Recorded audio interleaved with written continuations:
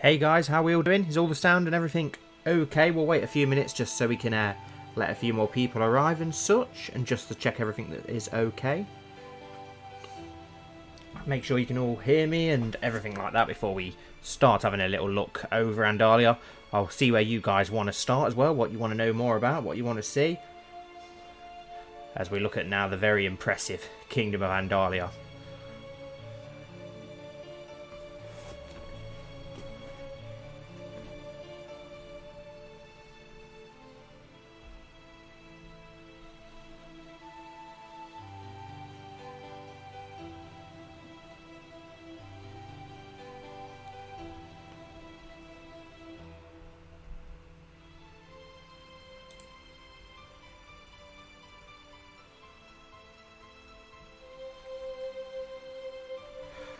Nah, no face cam today. My hair's not been cut for months and it is an absolute mess. Absolutely ridiculous. Why is the chat not working? 1 second. There we go. I can see what you're all saying now. That's better. It's working now. Right. Yeah, all sounds good. Awesome. How are we all doing? It's been a while since we've done any sort of live stream on the channel. I can't remember the last time we did one, actually. I think it was around... I can't remember. It was a long time ago, wasn't it? Around the 1,000 sub mark, I think, if I remember right there.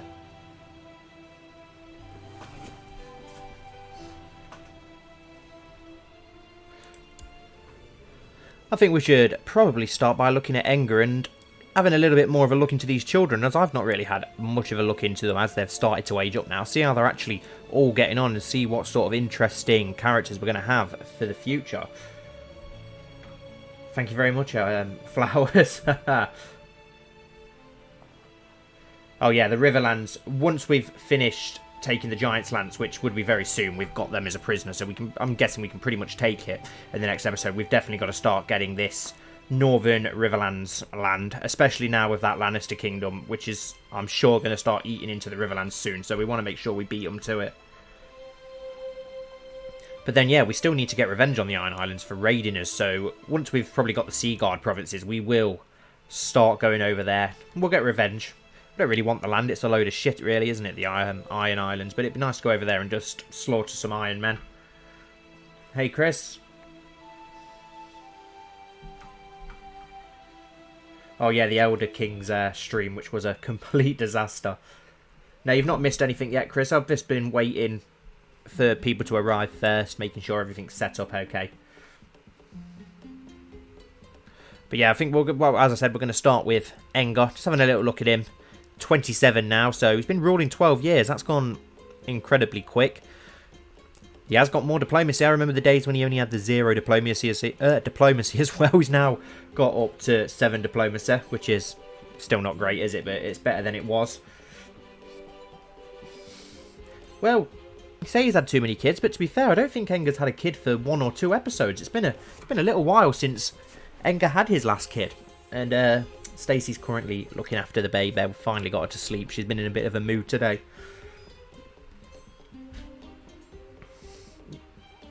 But yeah, let's have a look at some of these bastards then. So our oldest bastard is now 9, which is ridiculous.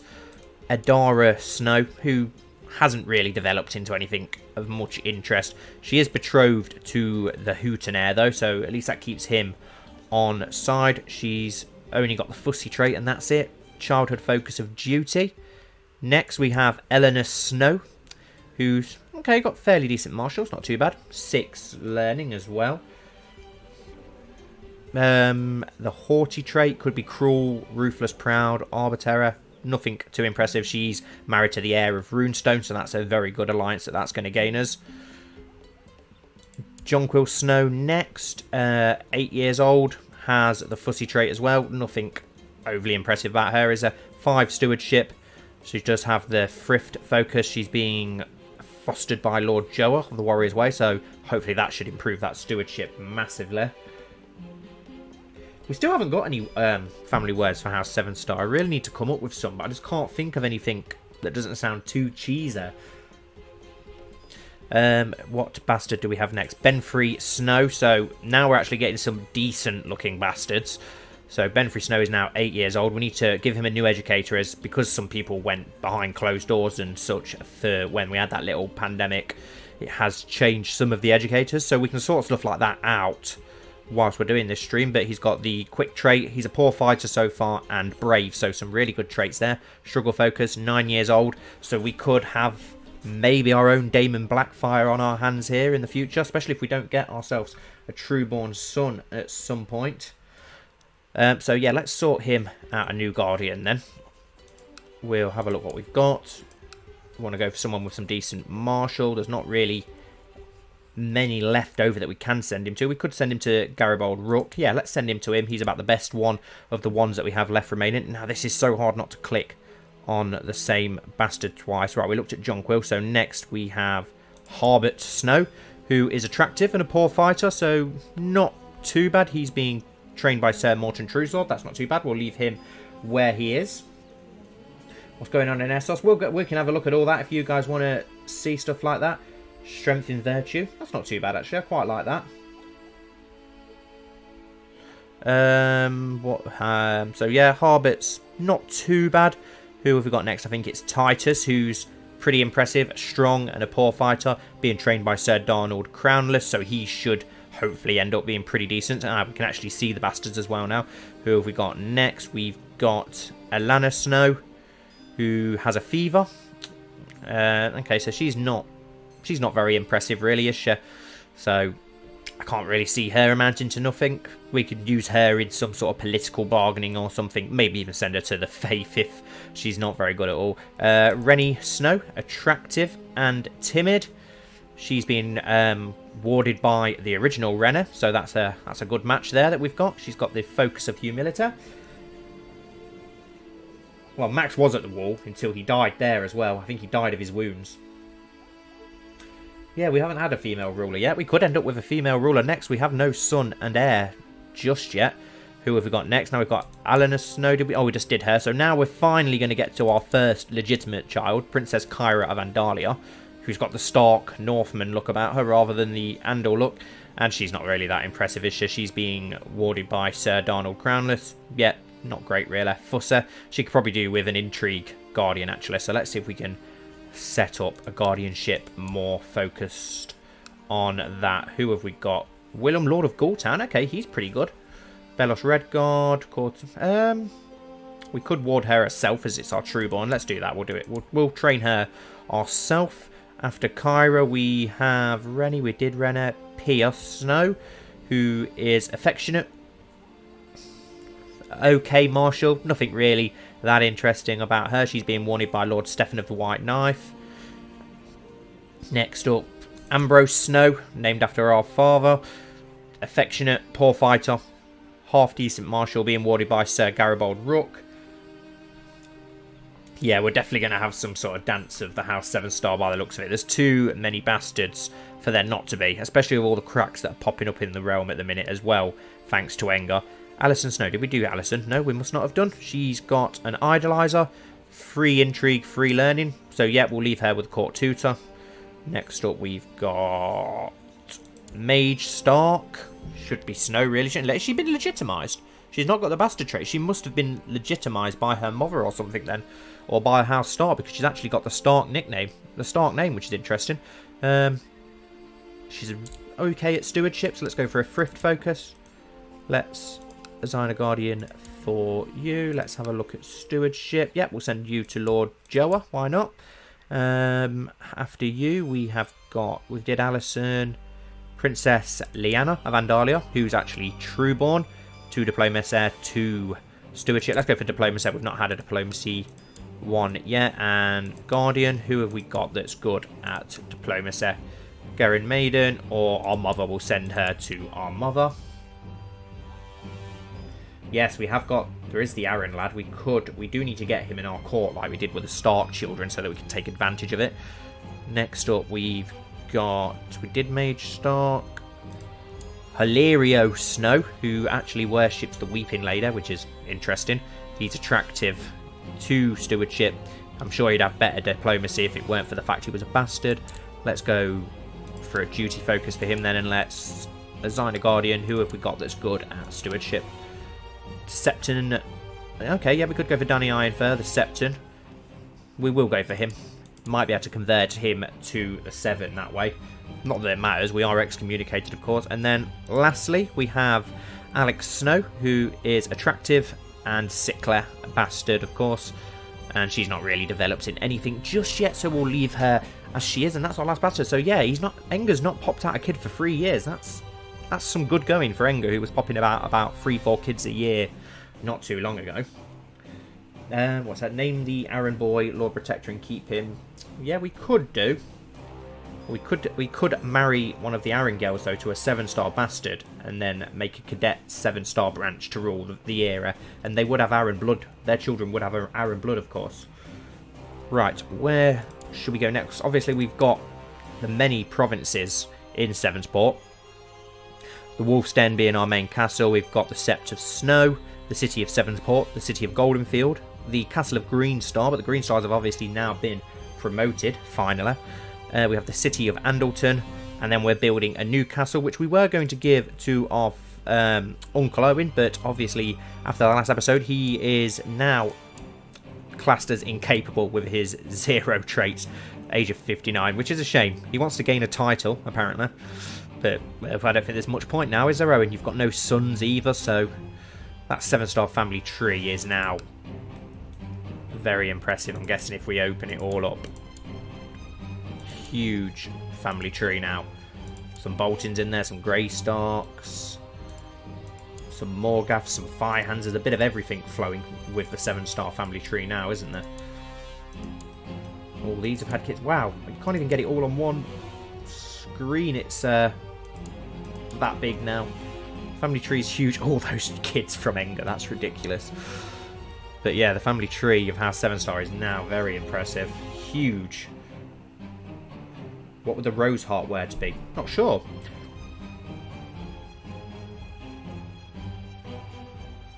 Start from the Firehand lands and move east. Yeah, okay, yeah, we'll go to House Firehand next, then right over in Barraton, where we have Lord Enger, the evil of the Farthest Fields. Now 28. What's he got in his treasurer? Oh yeah, Dragon Scourge, of course, his Valyrian Steel Sword. 4 daughters now. He really is refusing to pop out a son and heir, but he does have 4 daughters. So we'll have a look through them, why not? We've got Cass Firehand, his oldest, who's being warded by Torren, a commander of the Farthest Fields. She's got very good intrigue, so we could probably be getting her a better guardian, someone with some decent intrigue. Let's send her to Willem Grafton then, of the Vale. Next, Elena Firehand. Nothing too impressive, we won't be able to do more than one at a time.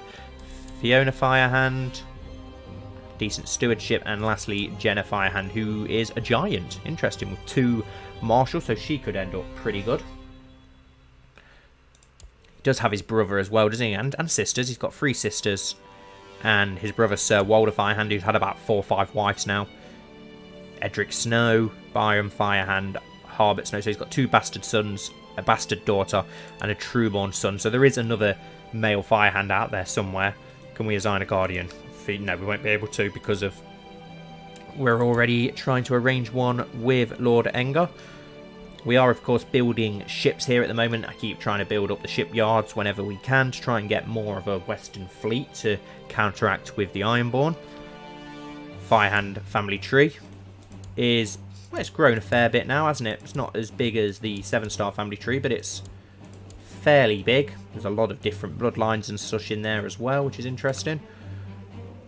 As we move east from Barraton, we've got Silverspear, House Silvereye. I think he's about the last Silvereye. Oh no, he's got 1 brother, Athan Silvereye, but he's about the last of the Silvereyes. He's got a daughter, Dany Silvereye. He is married to Lady Domina of Silverspear, who is a Red Guard. Okay. Silvereyes do have vassals underneath them as well now, don't they? They have Madden Red Guard, so they have a Red Guard vassal underneath them. That's a good point, actually. Going back to the Farthest Fields, we do have Aline Alderman, who was a custom character. Well, it was a custom house made quite a while ago in the series, but so the Alderman blood family is still going pretty well. She's pretty impressive as well. She is pregnant, skilled fighter. She has a daughter, so the Aldermans are still doing well. I struggle to remember who created all of these houses. There's so many of them. Silvereye and Lease. That's crazy. Very interesting. Okay, so he's got a Summer Islander wife. I do know that there is the Silver Eyes on the western coast of Andalos as well. Next up we have Father's Ford, where we've got the Richards, who are famous because of Max Richards' certain exploits that he got into quite a while ago. But he's got 2 sons and a daughter who we've got. So we've got Samuel Richards, who's... Oh, wow, look at him. 16 diplomacy. That's really impressive. Timid, attractive, affectionate, socializer, and kind. Okay, so we could have a future Master of Laws on our hands here. He's very, very impressive. Let's assign a guardian for him, someone with decent diplomacy. Let's see if we can send him to Grennan Maiden to try and improve that diplomacy even further. Let's have a look at his sister, Lena Richards, 6 Marshal, not too bad, 9 years old. And oh, we've got a Max Richards as his last child, who has a hair lip and is playful, decent intrigue. Okay, pretty cool. And what do they have in their treasury? The okay, a couple of books, Lives of the High Septon. Then they've got the Negotiator, their mace as well, named after their exceptional diplomatic skills, of course. Next up we go into Whitford. Lord Josso's, of course, one of the very, very old houses of the series. Been here from near enough the start. They replaced House Upton, who was there from the start. 4 daughters. Wow, there's not many sons floating around this generation, is there? Not at all. So Lord Garrett of Whitford, 31. Trained fighter knight. Nothing too impressive about him, really. Oh, he's got a weak claim on the lordship of Warrior's Way as well, which is... Oh, no, Warrior's Watch, sorry. So yeah, that's House Josso. White Star, we have House Roseheart, where we have Lord Stefan Roseheart, who is absolutely incredible, as you can see.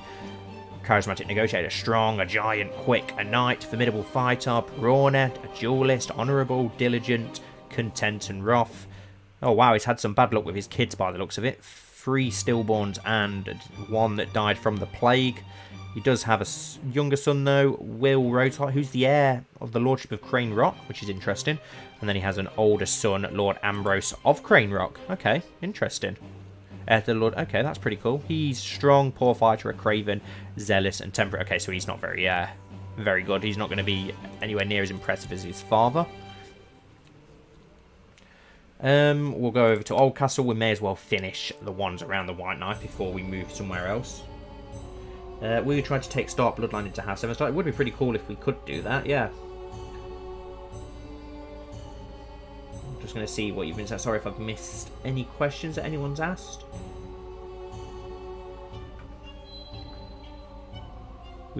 Okay, so yeah, we have Lord Colmore Bloom, another one of our incredibly impressive characters that we've got. Probably the most impressive character I think I've ever actually have like pop up naturally in one of my series. He's Lord of Volkai. He has a weak claim on the High Lordship of Warrior's Way. I'm not sure. I think his mother was Iraq, wasn't she? If I remember rightly, that's where that claim must come from. Skilled commander, unyielding siege leader, leads from the rear, quick, strong, formidable fighter, a knight, shrewd, a strategist, a duelist, honourable, diligent, kind, brave, and content. Really amazing traits. There's like literally not a single bad trait in any of his traits. He is just incredible, this guy. He does have 2 sons as well, 1 that died, so at least his line's pretty secure. What's his heir like? Sir Adrian Bloom has 2 daughters. Yeah, literally, there's no sons, is there, being born at the moment? And he's married to Princess Jonquil of Andalia, who is Enger's sister. And yeah, he's not too bad, actually, is he, really? He's strong and a skilled fighter, a knight, so not too bad at all. Let's go over to Maiden's Gate, then, who... Oh, okay, so I missed that death whenever it happened. Lord Harston must have died pretty recently, and he's got his son, Lord John of the Blue Star branch. And oh, he is slow, so he's not very impressive at all. So that's going to be interesting to see how things pan out for the Blue Stars, considering that. I know that the Blue Star family line was completely and utterly fucked over during that Great Sickness. Like, I think over 10 Blue Star members died during this Great Sickness. So next we have Warrior's Watch, where we have young Lord Oscar of Warrior's Watch, who's now 11, so the Morgoths nearly did go extinct. He does have a sister, so he needs to get himself married. as soon as possible and try and pump out a few more Morgoths before that they die out. He's got a claim on the castle of Isfield. Where's that? Oh, it's in Warrior's Watch. Okay, fair enough. So, yeah, the Morgoths have been around for a long, long time. They've literally flirted with extinction several times and still somehow clinging on. But he does have a sister as well who we need to make sure we marry her off so that we can try and get a couple more Morgoths if possible. Yeah, there is a crazy amount of lore, Uno. It is crazy how much lore we've actually managed to build for this series. It's why I love doing this series so much. I wish I could pump out more videos, but it takes that much for me, and then obviously all the creation team, who many of them are here in the comments at the minute. We put so much work into this series, and the lore for it's incredible. It just feels so real. It's the most real feeling Crusader Kings 2 playthrough I've ever done. It's incredible. Next, we're going to go over to Black Sheep Hills, one of the most poorest regions in Andalia, where we have Lady Salia of the Black Sheep Hills, Lady Lancer. Her father was obviously Lord Roose, who was a very important character back in the early days of the series. He's been around for a long time. He was the first man knight and first man to convert over to the faith of the Seven. So yeah, the Lancers, they're a bit like the Mormonts, really. They're like the Mormonts of this series. They only seem to produce women and daughters, so... next up, we'll go to the Bullseye, and then we'll finish... Oh, no, we need to go to the Hornwood next. That's the last province. Bullseye isn't part of this province. Next up, Hornwood, where we've got House Rack, who are obviously one of the most influential families in this series. We've got Lord Joa at the moment of the Warrior's Way, who is the Master of Coins. He's got quite a few kids as well, which is awesome. Him and Enga don't get on too well, which is a shame because we don't want him allying with people, and it is a shame as well considering that all the previous generations of Sevenstar and Rack have got on so well, but I suppose not every generation can get on that well. These guys do have a Valyrian steel sword as well, Daybreak, which Rogar Rack got as part of the bargain of marrying his son to Elena Shycross, which I'm sure he regrets now, but maybe it was worth it to get a Valyrian steel sword for the family. We have got his son, Moribald Rack, who is married to Ashara Sevenstar, and he's pretty impressive. To be fair, skilled fighter. He's still a squire. He's still only 15. Just, content, wrath, gluttonous. Has got the quick trait, and I'm pretty sure his wife's got the quick trait as well, so they should make some pretty impressive children when they finally do have kids. I think we've still got room to build another province as well in Hornwood, so it can get even more powerful at some point. He's currently plotting to kill Lady Jane Snow, whoever she is. So that's interesting as well. And, okay, awesome. Next up, we'll go over to Bullseye, where we have House Hooton, which started with the cripple Northern Lord, if you can remember from the early days of Ambrose's reign. And, wow, he's got a lot of kids, considering he lost his first 3. So, yeah, this guy is the guy, if you know, from the last so many episodes of Enga's reign. He's constantly arse-licking and brown-nosing at Enga. He's constantly inviting him for carousing in the Bullseye and constantly arse-licking. And Enga probably likes that sort of thing, so we did arrange to betroth one of our daughters to his heir, so that'll hopefully make good friendships there. And he's quick as well, so he's pretty decent, the heir, so hopefully they'll produce some decent children in the future. What's Lord Jonas like himself, though? He's got the quick trait himself, so he's no slouch himself, to be fair, but then he has got some pretty crappy traits in Craven and Stress, so he's only a poor fighter. Next, we've got the Dreadfort. Obviously, we don't need to introduce House Bolton. Everyone knows who House Bolton is, all for the wrong reasons. Minus 100 opinion, so as we know, he absolutely hates us, and he wants to break away from Andalia. Can we show the religion map? Yeah, of course I can. Once we finish up with the Grey Cliffs, I'll show the religion map before we move into the Vale, because obviously we won't need to show that because it's just all Faith of the Seven by this point. But he does have a claim on the High Lordship of the Farthest Field, as well as the Castle of Coldstream. He's attractive and quick himself, a skilled fighter, so he's no slouch. He is a really impressive lord, to be fair, Lord Theon, the Hammer of Eastwatch. He has been really useful for us in Enga's reign. It's just a shame that he hates us so much. But then his son, Harwood Bolton, is very, very impressive. As you can see, he's got a genius trait, so we do need to watch out for him in the future. But we are currently plotting, as you can see, we've got our Spy Master here in the Bolton Land. So we are currently plotting to kidnap Lord Theon because, as we know, if we go onto our factions, he is trying to break away And the sisters are backing him up. As always, the sisters just seem to back up anything against us. And as you can see, the Sister Lord is also trying to dispose of High King Enga. So we need to do something about that in the next episode. We do have our Crown Loyalists, though, for some reason. I don't know why we've got so many Crown Loyalists. Next, we go over into Wolf's Watch, where we have Lord Harrion Salzard of Wolf's Watch. He's the last Salzard. Oh, no, he's had a kid now. Okay, awesome. He must have had that at the end of the last episode. Yes, 0 years old, so I missed that. But, okay, so at least we've got another Salzard, because it was looking like they were getting pretty close to extinction there. Who's he married to? He's married to a Brightmare. Okay, nice. So, yeah, that's the Salzards who have been around for quite some time in the series. Next over, we go over into High Point, where we've got Lord Ryger of High Point of House Brightmare. He's already popped a kid out, which is good. Colmore Brightmare. Now, this family is just like the Morgaths. They've flirted with extinction dangerously close so many times, but have somehow managed to pull through. Well, I'm just going to check the comments again, make sure I've not missed anything. I do apologise if I'm missing any questions, guys. I'll take a break after we've gone through these houses to take a chance to answer any questions that you have got.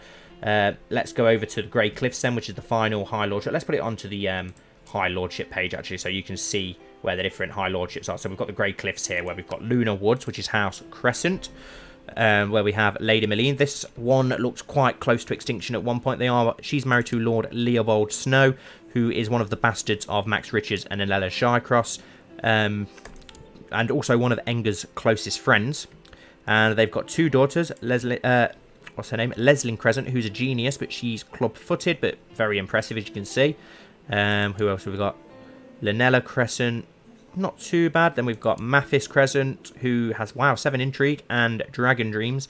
Very nice. Let's design a guardian to him then, because he could be pretty impressive in the future. Who have we got with good intrigue? Let's send him to Lord Grafton as well. Why not? And then Marwyn Crescent as well. Another son who's, yeah, not too bad. Next, and oh yeah, I forgot that we landed, of course, in this land in the last episode. We landed the Dreadwolves finally in this land, so they are now sworn to House Crescent, who is obviously sworn to House Greystark. Then we have the Frosty Shore with House Oxter. The current Lord, Lord Harston of the Frosty Shore. Pretty good, skilled fighter and a knight, so pretty awesome. Also the most northern Andal family as well, surrounded by first men on all 4 sides, actually, isn't it? The Lunar Woods, Greyhold, Dreadfort, Bullseye. He's literally in the centre of first man houses, so I'm surprised no one's tried to plot to kill him yet, but he does have a sibling, has a daughter already, so the Oxter line is pretty secure. And then obviously, okay, why has he got no vassals now? Because he did have a vassal in the last episode. We gave the Hooks the land underneath him. Has he... Oh no, yes, here we go. The vassal's back now. Master Yorwick of House Hook is obviously underneath him, whose son is our rival, as we've been boinking his wife behind his back. And then finally we have Greyhold with House Greystark, Lord Owen, who is a very impressive, formidable fighter, who's also quick. Green Dream, so very impressive character, who is married to Enga's oldest sister, Princess Violet, who for a long time we all thought would be the Queen of Andalia, until Enga was finally born. And they've got 2 sons now. They looked like they were flirting with extinction as well, as all of his siblings are dead, Lord Owen. All of his first 3 children died, but now he's got Galbert and Warwick, so he's got 2 sons at least. Galbert, who's very impressive so far. Green Dreams as well. He's got that family trait. Got the childhood focus of pride. Who's he being? Could probably get him a better guardian, to be honest, can't we? But then again, because of the religious differences, it can be quite hard to get him a decent... Okay, he's got good stewardship and intrigue. With Green Dreams, you've got to go intrigue with Green Dreams, haven't you? So let's have a look what we can do. He may not accept because of the religious differences, but we'll try. We could send him to Grennan Maiden, who's good all round, isn't he? So let's see if we can. And we actually can. Owen is willing to accept that. So, okay, that's pretty good. I didn't think he would accept that. Okay, so that's everything in Northern Andalia. So as you... Oh, no, apart from the Crannig men, but we'll look at them as we move south. But as you wanted to see the religions, here we go. We've got Faith of the Seven all the way from the Barrowlands, which is apparently a holy site. I don't know... Why is the Barrowlands a holy site? The Sept of God's Hill is... Oh, it's an old god faith considered... Oh, of course, yes, it's the Giant's burial ground, isn't it? I'm just being stupid.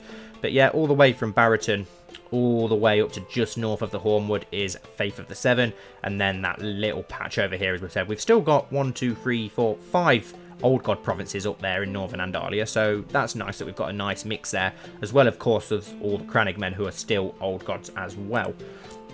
Before we move into the Crannogmen, though, and go into the neck, do any of you have any questions before we go south? Anything that you'd like answering? I'm just going to see if I've missed anything before then. We could look around the north as well, of course, as we've got a lot of the northern houses that we could probably check in and see how they're doing as well.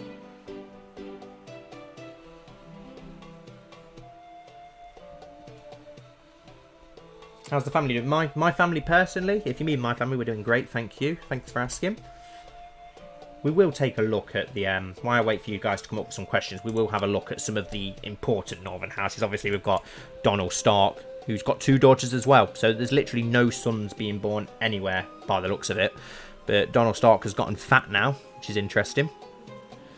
31, he has got his Bolton wife, of course, so he really needs to pop out a son. He has got a brother and a cousin, though, so there are some males. Yeah, I'll show the north then. Who is Enger's heir? Enger's heir is, at present, where is she? Princess Kyra of Andalia, a 7-year-old daughter who's got very Stark features. But of course, he's got some very impressive bastard sons, so we'll see how that goes. And I've got no idea why Joe has done that, if I'm honest. Thankfully, he's got plenty of rack heirs, and I've got no idea why he's decided to do that. But his wife is a maiden, of House Maiden for some reason. I don't know why he did it after his Bolton wife died. No idea why. But yeah, we've looked at the Starks. We've got the Glovers, of course, so we'll have a look at the major houses, whose line is very secure. There's quite a few Glover branches, I think, as well around the north for some reason. And what the plan with the north? Well, for now, the plan for the north is just leaving it as our puppet state. Obviously, we've got that alliance and hold over Donald, so we'll leave it as that for now. But maybe in future generations, of course, now that we've got the Stark blood in, the 7-star blood, we could easily try and conquer it for ourselves and put a Lord Paramount in place who's a 7-star or something if they step out of line. So the Stark-Bolton relationship is good. That's a good point, actually. Yes, the Stark-Bolton relationship is pretty good, so that could be interesting if the Boltons go for independence. But I think we've got a good enough hold over the Starks that won't happen. The Umbers are still in charge as well over in last half, which is good. Of course, he's a skilled fighter who's strong, a giant and brawner. That's just the perfect Umber right there, isn't it? Lord Stefan, the priest hater of last half. I think there's a second branch of House Umber as well, actually, in Last River, which, yes, there is. So House Umber's very, very secure, which I'm glad about because I do like House Umber. Bear Island, I think, is just a random house at the minute, as it's still owned by the Ironborn. Yeah, just House of Mormont's Keep, so one of those stupid names. So I wouldn't be surprised if the North do try and claim it. They have tried to claim it before and failed. We've got the Flints over on Skagos. The North did originally give it to a second branch of Stark, but then for some reason Donald's decided to usurp that and give it to House Flint. For some strange... I've got no idea why, considering the House Flint were the ones who usurped the Starks. I think there's also a Flint branch here still, yep, in the Hill clans as well as a Kerwin branch as well, which is interesting. He's the High Lord of the Hill clans, which is interesting. And we've also got a Glover branch up here, just below the wall. Yeah, we could do that. We could turn the North into a tribute state. I don't know if you can do it as much on the Game of Thrones mod, though, as much as you can in the normal CK2 mod. Over here in Sea Dragon Point, we obviously have the War King. For those of you who watch the War King series, just a nice little Easter egg and crossover. So we've got Lord Galbert of Sea Dragon Point with all his many beasts and green sight, who hasn't had any kids or anything yet, but it'll be interesting. And apparently he's got a weak claim on the Lordship of Father's Field, so I've got no idea why, but I do fear now for the Richards if this guy comes calling with all his beasts. Yeah, there is literally flints everywhere. There's actually more flints about in the Knights of Andalia than there is in the real Game of Thrones, as we've also obviously got the flints on Flint's finger as well. Oh, who is imprisoned by King Donald the Usurper. Okay, so maybe we will go back to having only 3 Flint branches. And then obviously we've got the Rills, we've got House Risewell. Wow, 73. Lord Clay II of the Rills, so he's managed to survive to a ripe old age. He's doing pretty well. He's got some sons and heirs as well, so at least House Risewell's pretty secure. Do we have Tallheart here? Yep. House Cassell, House Kerwin. So all the normal houses are still around, which is good. Dawn Forest, we've got House Mullen. House Grove Fort, that's a random house, but that's actually quite a nice sigil and name for a random, apart from the of Grove Fort, which is annoying. Wolfswood, we've got House Woods, as it should be, which is good. Kingsgrove, House Bowl. Who have we got up in the mountain clans? We've got House Liddell, which is good, so at least they're still around. House Flint, House Knott. Who have we got here? House Norret. Okay, so at least all the normal houses are around. Got a Forester. The Foresters aren't actually in this, so I just edited the sigil just to try and look as much as you could like the Foresters, just so they could be there. And then we'll go into the Cragmen once I see if you guys have any questions. Give the North Road to the Watch. Unfortunately, that's up to the Starks to do, so we don't actually have any control over if we give that to the Watch or not. That's completely up to Donald to do. Oh, nice to see you as well, Seamus. It's been a long time since we've seen you. We were actually talking about you the other day and wondering where the hell you'd been, but obviously I asked you yesterday on the video, so it's nice to know that you will be back soon. Right, so let's go into the neck, where we have Sevensguard led by House Redguard, an awesome house which has been around for a long time. Sir Davos II of House Redguard here as well, who's a formidable fighter, just like his, I think it was his grandfather actually, wasn't it, the original Davos? And he apparently has a weak claim on the High Lordship of Warriors Way. Was his mother Iraq? Yes, that explains it. Yep, Sevensguard, obviously we re-changed Moat Cailin to Sevensguard and we rebuilt it, and it's a really formidable castle now as well. It was formidable enough as it was anyway, but now it's really formidable, which is awesome. Fort level 12, obviously we can't be assaulted. Silverreed, we have House Fen, as you were, same as it's always been. Cherwell, we have House Marsh, as it should be. These haven't really done much in the series, to be honest, the Crannogmen. They've just kept themselves to themselves, which is good, really. It's fitting with the lore that they have done that. House Blackmire over here in Great Cannon. And then, obviously, in Greywater Watch, we have House Reed, where we have a new Lord Reed, 19 years old. Quite young, not had any children yet. Married to a Lancer. Interesting.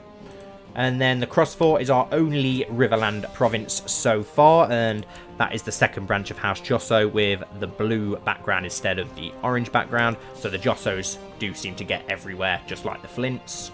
So that's everything for the north and the neck. Check on the Jossos. Which ones would you like to see more of? As we go into the Vale, we have Crow's Baron, which is House Steelheart, who have been around for quite some time. This guy's also a dwarf, and one of Enger's best friends as well. And he's actually got some pretty good martial traits, actually, which is nice. We could have a dwarf commander, which would be pretty cool. He's had two sons, Dany Steelheart, Harlan Steelheart. Either of those any good? The heir's got the attractive trait, and yeah, he's pretty good all round, actually, for a 7-year-old. Not bad at all. And he's being warded by Sir Daffin of Elkstone, who's apparently our friend. Oh yes, House Darkblade, yes, of course. Who have a castle in Sevensguard, so it's nice that we're still friends of him, and he's had a son as well, Elwood Darkblade, nice, 0 years old. Then we have Scorch Vale, which is ruled over by Lord Garin the Handsome of the... what's that? He's got a long ass title, he has. But yeah, he's very impressive, as we know. He's been around for quite some time now, 47. He has Ragnar Maiden, who is his heir, who's a wildling, hairlip, rowdette, and affectionate. Very good intrigue. Janny Snow, oh, a bastard, no surprise there. Lek Maiden, who is quick and a wildling, so he's pretty impressive. And then we had one more, didn't we? Some complete randomer. That's okay, fair enough. We forgot the sisters nearly. Long sister, we have House Longthorpe, as it should be. Lots of children there. Skilled fighter as well, which is nice. Fashionable knight, so pretty decent lord. Obviously on Sunderland, we have House Sunderland, who are getting too big for their boots again. So I think it's time that when we finally take them down for the second time, they're probably going to lose their high lordship, and we'll be giving that to somebody else on the island. On the north of Sweet Sister, we have House Borrell, and this guy is very, very impressive, if I remember rightly, yes. Formidable fighter, a duelist, unyielding, cavalry leader, brilliant command. So this guy's very good, so he could be a potential replacement as the High Lord. And then over on Little Sister, we have the Northman of House Snowfall, who could also be a potential replacement to try and get someone a little bit more loyal over there. He's got 100% opinion of us, because obviously we did give him that province in the first place, so he loves us, so he would also be a great choice to make as the High Lord of the Sisters. Next we go over into the Fingers, where we have the Pebble, where we have the Rosbys. She's the last remaining member of the Andalian Rosbys, after we beheaded her father for treason.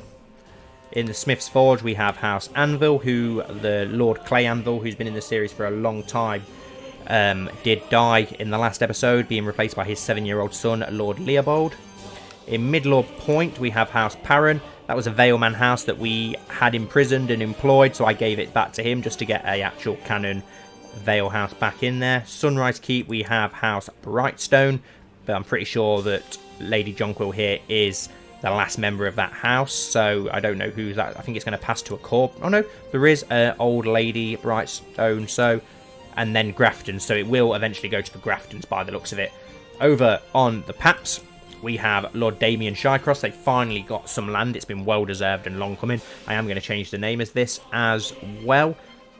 As Flowers has asked for. Flowers is the creators of House Shycross, so we're going to be changing the name of that soon. He has a child as well already, Doncino Shycross, which is cool. He's got free learning, so let's give him... We'll leave it actually until he gets a little bit older and then choose his focus. So that's the Fingers, apart from House Corbury, of course, who now rule in Heartsholme. Lord Lister, the Merciless of the Fingers, who has 100% opinion of us. He absolutely loves us, which is cool. And it's all about his son, isn't it, if you can remember, who is absolutely incredible. 7 Marshal now at the age of 5 with that genius trait, being warded by Lord Stefan as well, one of the best knights in the kingdom. So I expect big and promising things from this guy for the future of the series. I'm pretty confident when I say that I think he's going to be a big player in the next generation and in the next reign.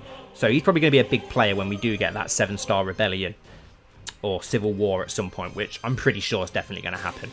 Then Coldwater Burn, we have House Coldwater, who haven't really done anything, to be honest. Snakewood, we have House Viprin, for some reason. No idea how they ended up there. House Viprin is another one like House Flint and House Josso, who seem to have spread far and wide throughout Westeros with several lordships. No idea how they've done it, but fair play to them. New Keep was the newly conquered land in the last episode, if you remember, and we gave that to our good friend Lord Samwile Rack. So that's made 2 branches of House Rack. Once they diverge far enough, I will change this sigil, probably just change the colours up a little bit for this second branch of House Rack.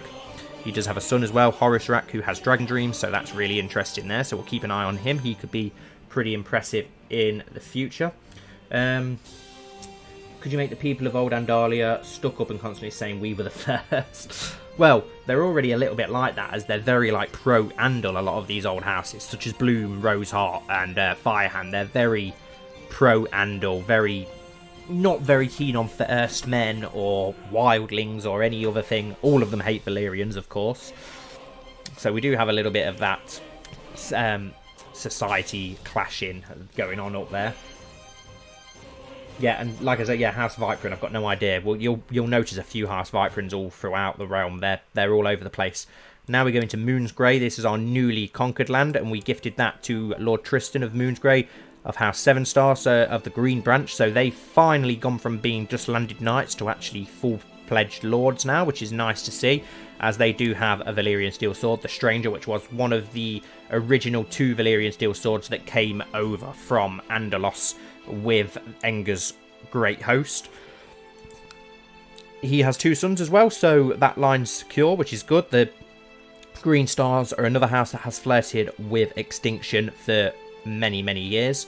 Strong Song, we have House Belmore. We left them in charge, of course. He hates us, of course. We know he was a very stubborn man from that POV in the last episode, but hopefully we can win him round at some point.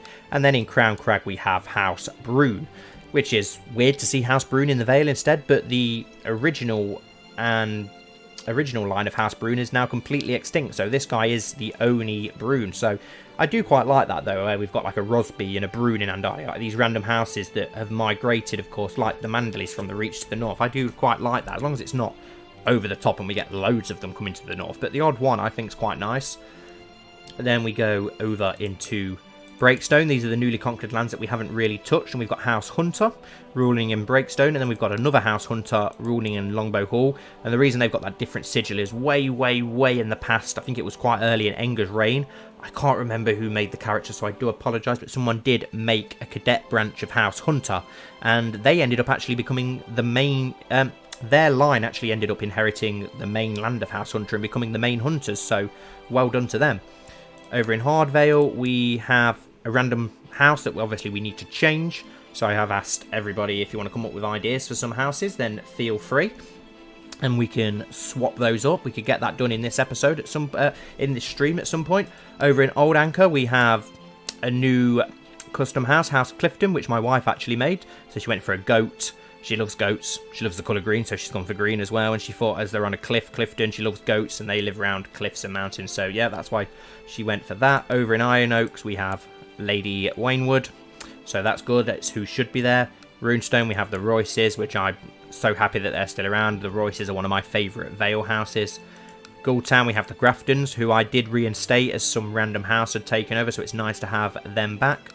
Ruthermont, we have another random house, so again, feel free to come up with some recommendations and we can all vote on the best one and put them in charge. Redfort, we have House Redfort, and Grey Glen, we have House Tullet, which I'm so glad to have around, which is awesome. Then we've got the lands that we need to take. The Erie's obviously still Hunter, but we're going to take that off them. The Bloody Gates, got no one special there.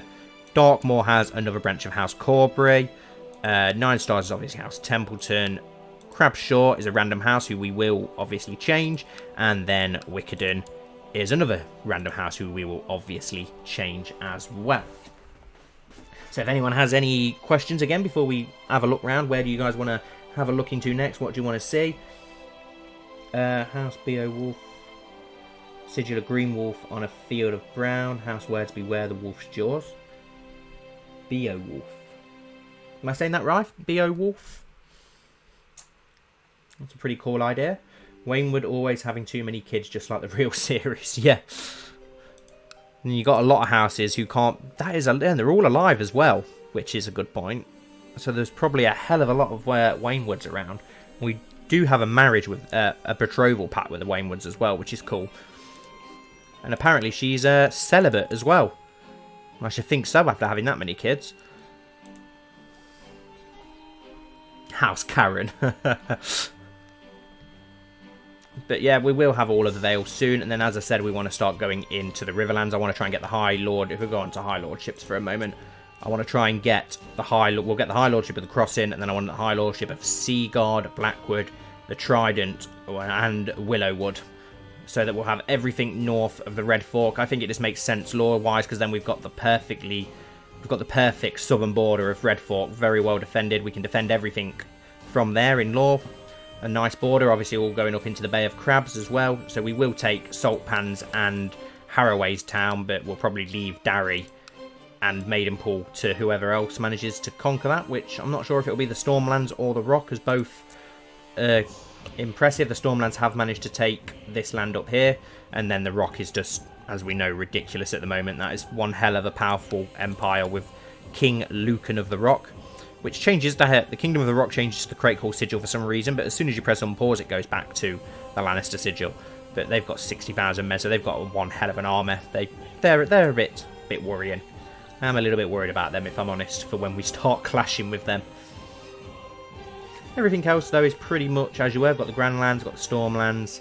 Dawn's a bit of a mess, but the Danes are starting to slowly, bit by bit, conquer Dawn, which is also my favourite Dawnish house, so I'd be more than happy to have them as the High Kings, like the Kings of Dawn. Blah, blah, blah, Stormlands.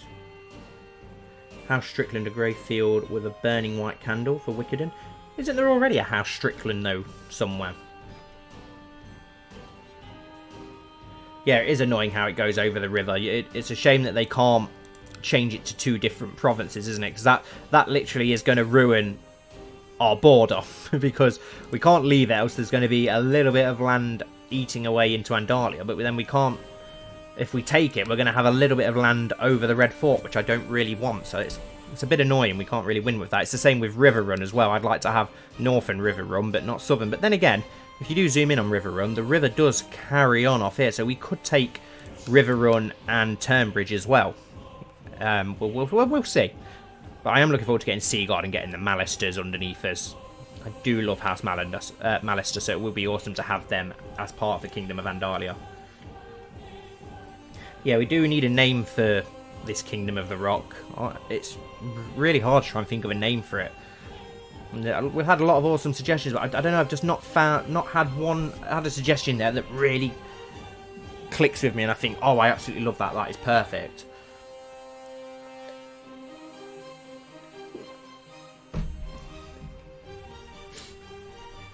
Ah, yes, House Blackstar. I was devastated when House Blackstar was murdered and extinct. We'll soon have a lot more bastard 7-star houses hanging around, though, I'm pretty sure. Yep, House Vacard does still rule. Bless me. House Vacard does still rule on Dragonstone. It's a woman now, though. We've got a lady of Dragonstone, which is interesting. And she's a kinslayer. Oh, nice. Okay, so that's quite worrying. Does she have a dragon? No, she doesn't have a dragon, so that's good. So we don't have to worry about them for now. But we do have a lot of ideas going forward for the series of stuff that I'd like to see eventually. I'd love that if we got a pious king, that maybe we could go back to capture the old lands and reinstate a king over there, an Andal crusade of Andalos, and then put a king in place there for a separate kingdom, another Andal kingdom or something like that. We could have loads of stuff going forward, ideas. There's so much life left in this series. We're nearly up to 100 years in this series. Well, we're 17 years off it, so we're less than 20 years until we hit the 100 years mark. Yeah, I do apologise about that, the video fit. I've watched it on mine and it doesn't seem too bad when I'm looking at it. Then I've noticed that there is drops of quality where it goes up and down. I'm not really sure why. Next time I do record an episode, I'm going to check in my editor and see if there's anything that's changed by accident and make sure that I can try and get the quality as best I can. I do apologise for that. I have noticed though that I am getting a bit of lag because this save file is getting that big now that I am getting the odd bit of lag here and there. That's why I'm trying not to do too many custom characters where I'm going in and out of the file, tweaking and changing things, because I don't want to mess this save file up. As towards the end of Ambrose's reign, it started getting a little bit unplayable and a little bit of a mess, but then did a lot of fixes, and I want to thank Chris as well for helping me do a lot of fixes, and since then it's been really pretty stable for Enga's Realm, apart from the odd bit of lag here and there, but things have evened out a lot. Like, we fixed all the border gore as well, because Westeros did look a complete mess at one point. It was absolutely hideous down in the Reach, for those of you who can remember.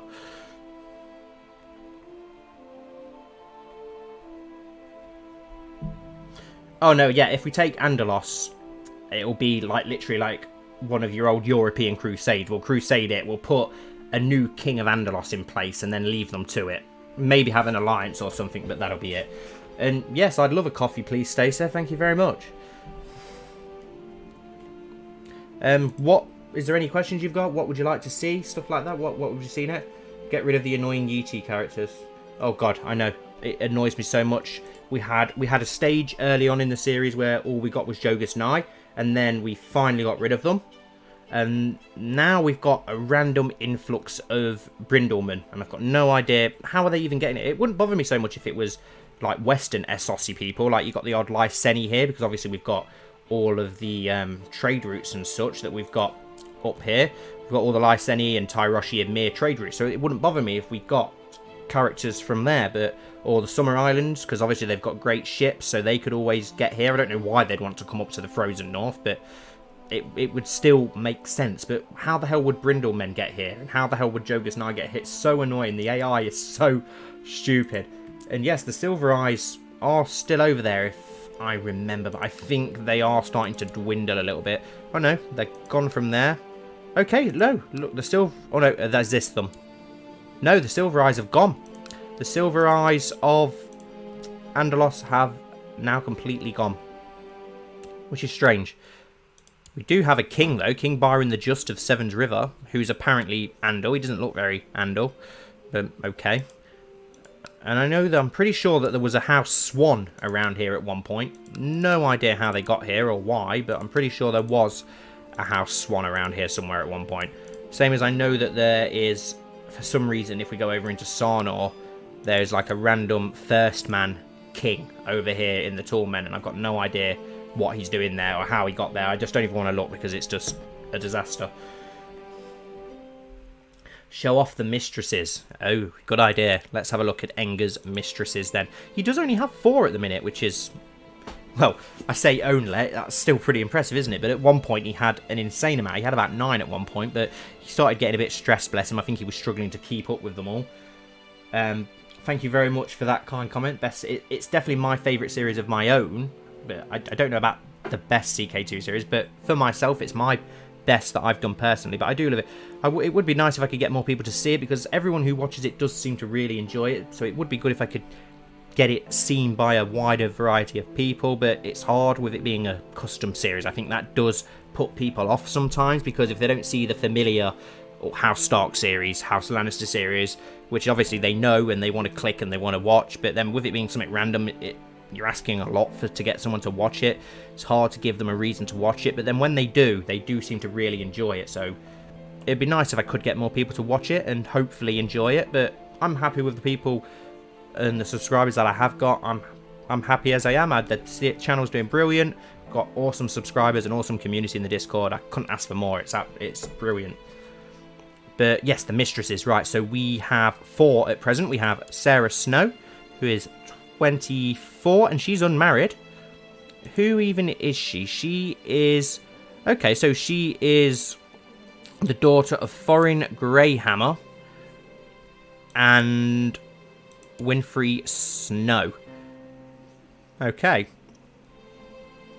Our other lovers, we have Winfred Stark, who is the wife of Mance Snow, who's a Rosby bastard, isn't it? Yep.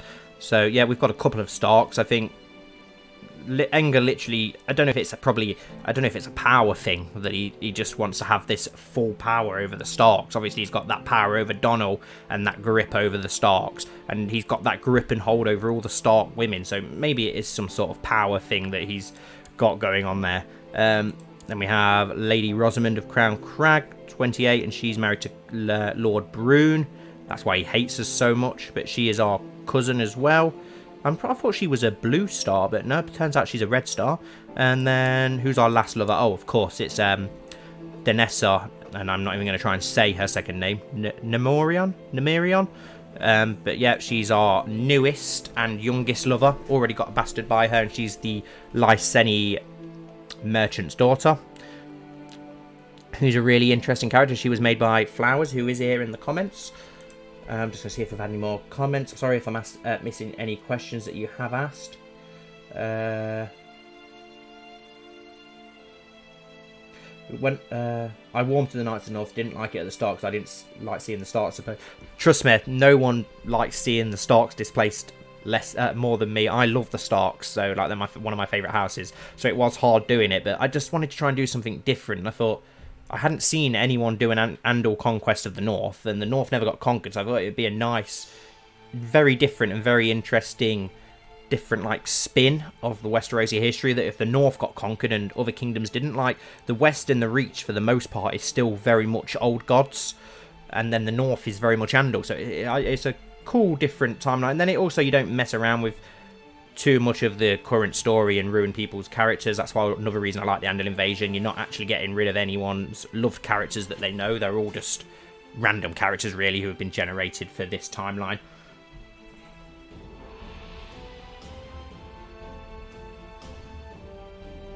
Just gonna see that, make sure I've not missed any questions. Sorry. I could predict Enger getting assassinated, actually. It just seems to be the way that when you get these really hated kings that no one can take them down and they're very powerful, and then he'll get assassinated by one of his jealous mistresses or something at some point. I could just see that being the way that this king goes down.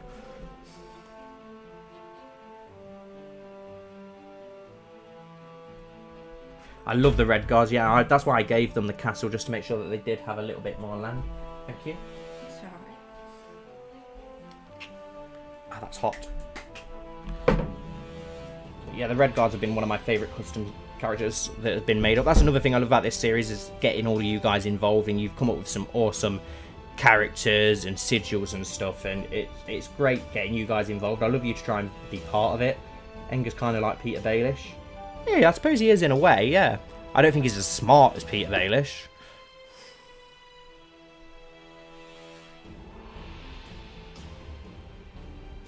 Shearer after the Stitch. Yes, if I can remember to do that. My memory's terrible, but yes, I will. If we have a daughter with her, I will name her Shearer after Shearer Stitch, definitely. I'll try and remember. You may have to remind me when he has a daughter and I forget to name her that in the comments, and then I'll edit the name for you. I think he definitely will have more mistresses in the future. Yes, definitely. As he seems to get bored of them very quickly and move on to another one. The only one who wasn't was Sarah Stark Snow or whatever it is. She's been around since the start of one of his oldest mistresses, who he seems to have been in love with since he was 14, 15 or however old it is.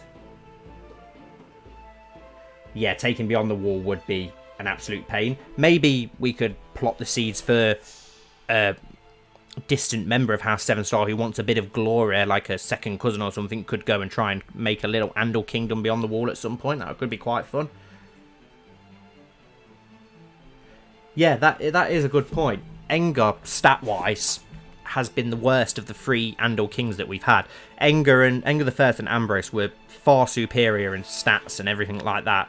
Better fighters, better leaders, better people, but Enger seems to be somehow getting the best out of the kingdom, even though he can hardly call up any manpower compared to them.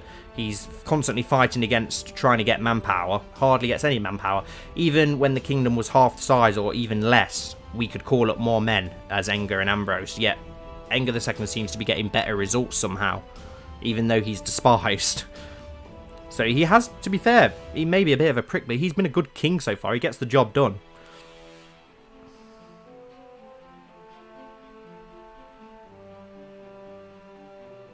Oh, sorry, the Iron Islands and the culture map. Sorry, I do apologise. We'll get on to that. As I said, I'm so sorry if I miss any comments or such. So, yes, the culture map, we have Northmen, Andal Northmen down here. These are still Northmen in this region up here. They're, obviously, as we know, some of them want to break away. Hill Clansmen, still the same.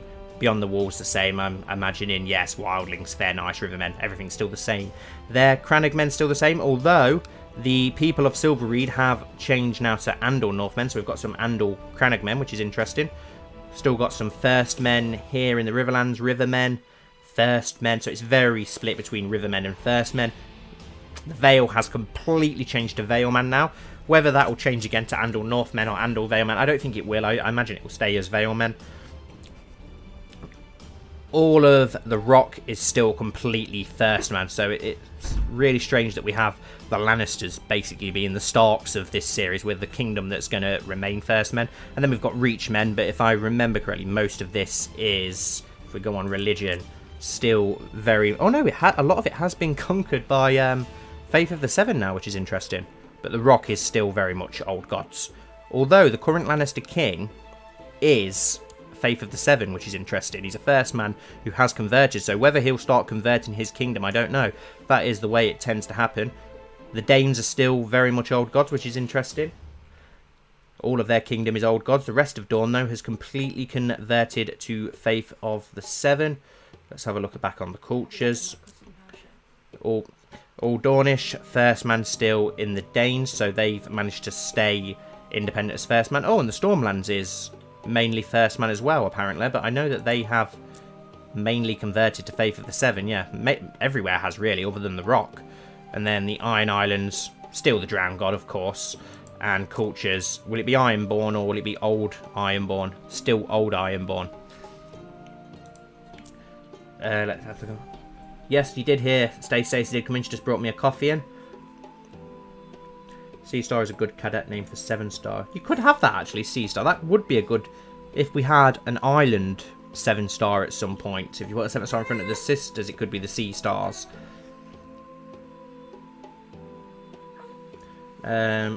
Just trying to see. And the baby's getting in front of the mic.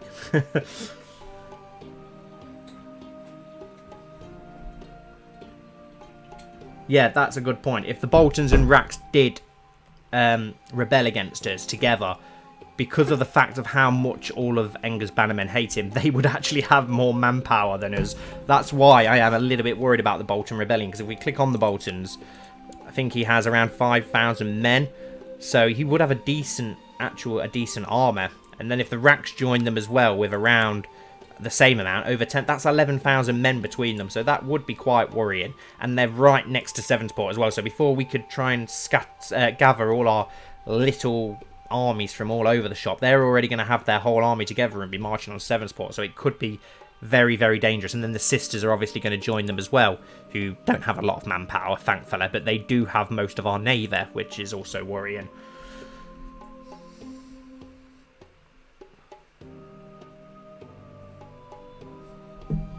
yeah, it is weird to see the Lannisters as Andal because they are, like, as first men, as you say, because they are so Andal.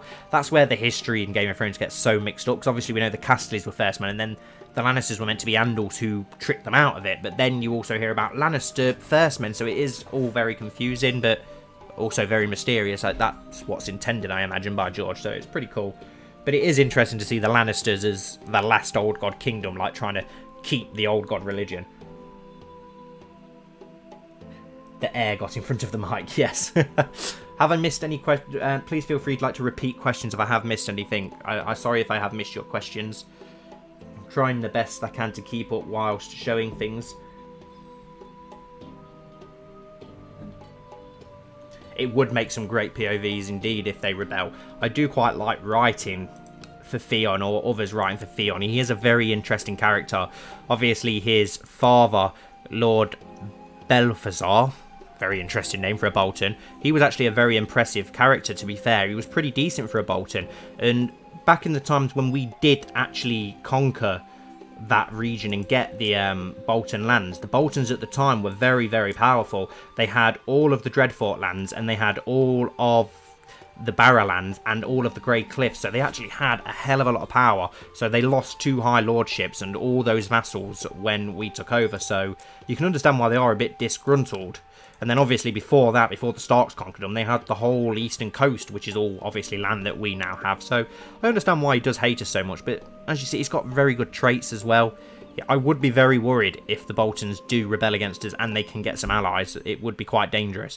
And also, with him being married to our sister, that also makes him very dangerous for the future, because obviously his son does have a very weak claim on our lands.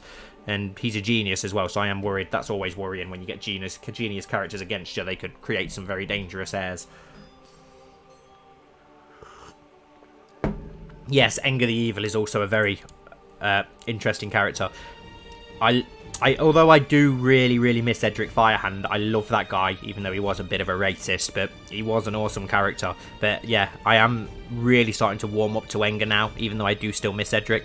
I would love to know where that evil nickname came from. He just turned 16 and got to adulthood, and his name just changed to Engar the Evil, so I've got no idea what he did, but it does make me fear him. But thankfully, the Firehands do seem to be fairly on side, because I think although they will probably be quite ambitious, as he is ambitious and he's got very high intrigue, I don't think he's going to get involved in any rebellions with the Boltons, because obviously the Firehands are pretty racist and they hate First Men, they hate Valyrians, they hate anyone who isn't Andal. So just because of that, I feel that we're pretty safe with the Firehands, that they're going to remain loyal. Everyone obviously in Old Andalia around Sevensport are all complete Crown loyalists. The Blooms, the Rosehearts and the Jossos, they're not, well, yeah, and the Jossos have been around for a while, but the Blooms and the Rosehearts especially, they came over with the Sevenstars. They owe everything they have to House Sevenstar, and that's probably why they're so fiercely loyal.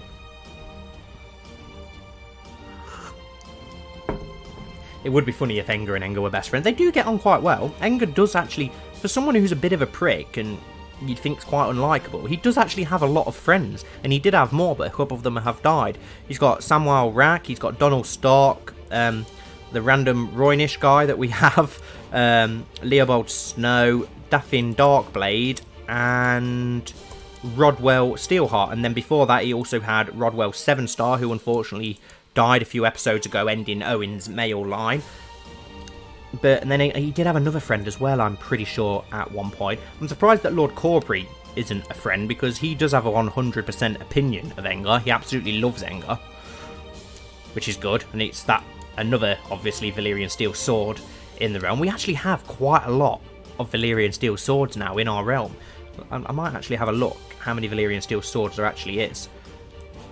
So, swords and axes, there's an absolute shit ton. A lot of them are going to obviously be over in Essos, but we do have a lot in our realm. There's a lot of armour as well, which is interesting. It would be nice to get our hands on some of those. A lot of daggers.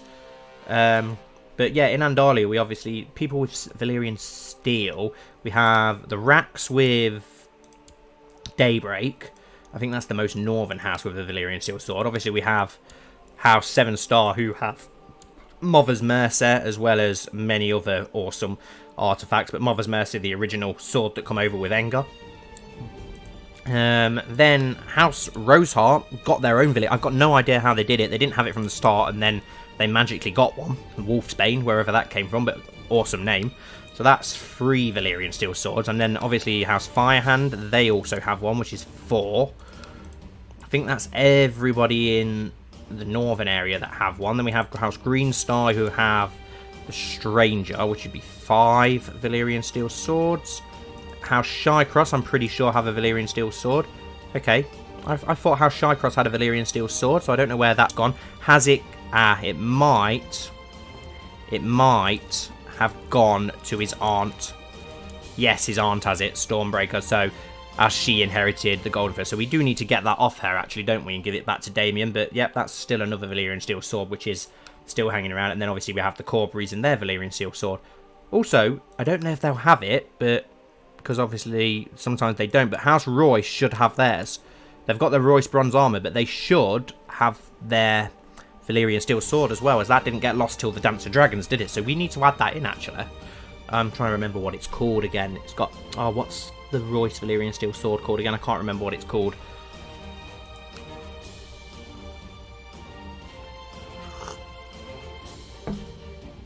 Kind of like the British Empire. Yeah, they also have the Falcon Crown as well now. So they've got 2 ancient crowns. They've got the Valyrian Steel Sword Ice. They've got a lot of stuff that they shouldn't have. And I'm guessing when we conquer the Northern Riverlands, we're also going to get the Crown of the Rivers and Hills as well. So that'll be another crown to add to the treasury. So they've got a nice museum, that's for sure. Hey Max, glad to have you back. Oh, that would be... Oh, I can imagine Edric Firehand rolling in his grave if that were to happen.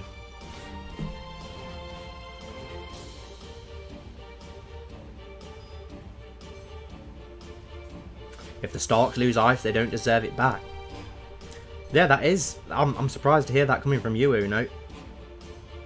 Lamination, that's the one. Lamentation, however you say it. Lamentation. I remember it. I am correct, didn't I? It got lost in the Dance of Dragons, didn't it? When all the riots were happening. When all the riots were happening, and they go down to try and calm the streets. Lord Royce either got killed or he dropped it or something, didn't he? And it got lost in Flea Bottom. I'm pretty sure that's right.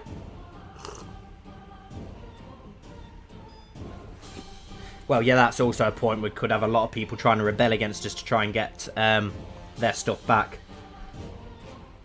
But then again, people can't rebel and ask for their stuff back if you extinct their houses, can they?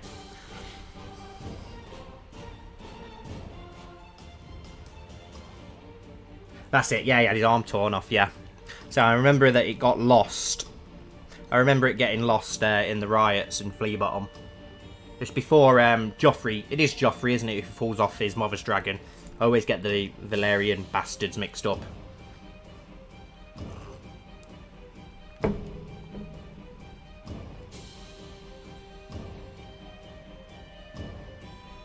I miss Edric as well. Edric Firehand was one of my favourite in this series. I absolutely loved him. He was just such a miserable old racist, but you couldn't help but love the character.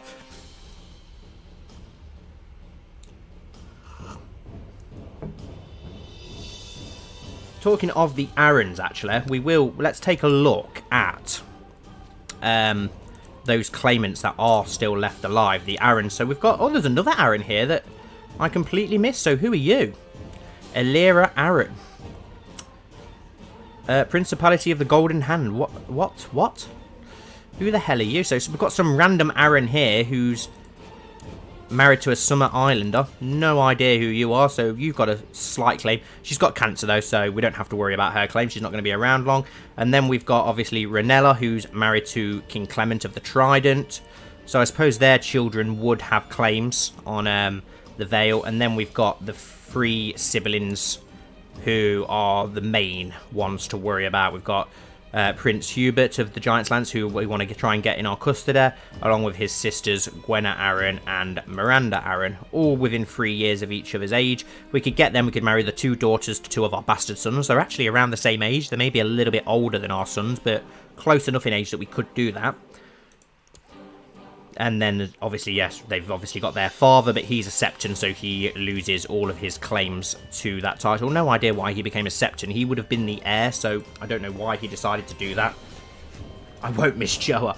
Well, Dick, at least you have got your heir's pretty decent now. Muribald Rack isn't too bad.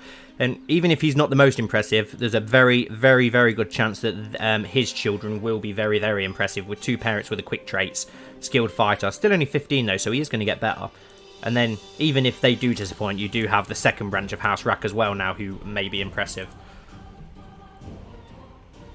Ricard Unot, yeah, they will be coming in soon. There's a couple of characters that I do need to add in to the series.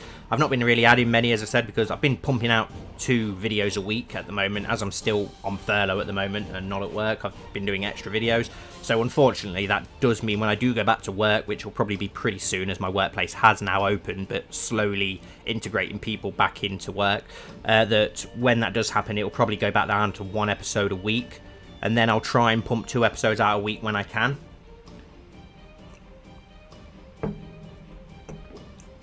I loved House Grand, and I was so disappointed that I couldn't carry it on. It just got so annoying because literally every episode or 2 episodes, the king would die and you'd have to start over all again with the regency. And then the regency would be 10 to 15 years because some of them were really young, of just nothing, where you couldn't do anything because of the council power.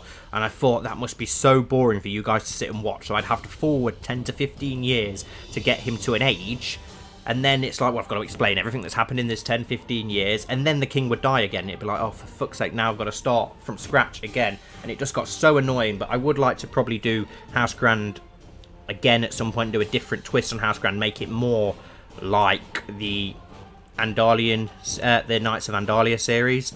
May take it a bit slower and do it properly. The same as I want to do with House of Akar, and reboot that and do it properly and slower and more like the Knights of Andalia. Max Richards was a fun character. It was, he just didn't do as he's told very well, did he?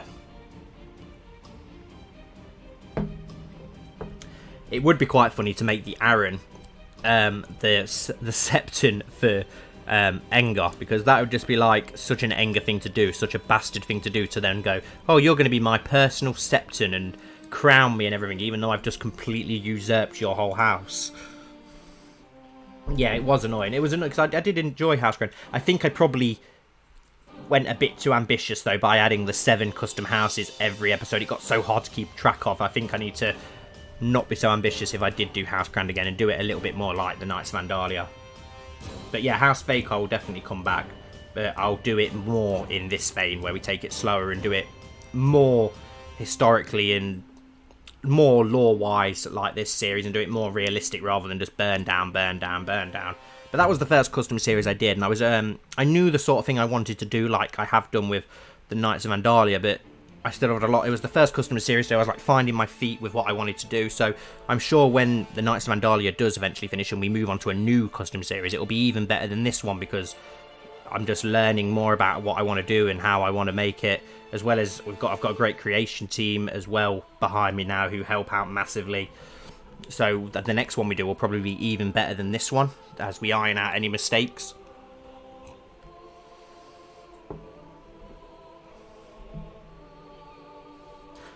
I can imagine that happening. Engar's, as we say, he's very much like Henry VIII, and he doesn't care about the Seps at all. Obviously, he's excommunicated, so he's going to care even less now. They're just a means to an end. He can get money out of them to use in his wars and his own ambitions. Now they hate him. He's the sort of king who'd go, right, I'll be old gods then, just to spite you then. But then, yeah, we could end up after... It could be after all, if we did have a 7-star civil war, it'd be good if we had a very religious, pious character after that to try and find peace and bring everything back together and turn everyone Andor and pay for the 7. But I'm sure it's going to be very much like the Targaryen rule, where we're going to have hundreds of years in this Andalian series, where we're going to have all different types of kings and eras and characters. We've already had so much happen in less than 90 years. So much has happened in this series already. There's so much lore and so much... That's why I love it so much. It's so in-depth. It's like the closest thing I've seen to like the real Game of Thrones in a series.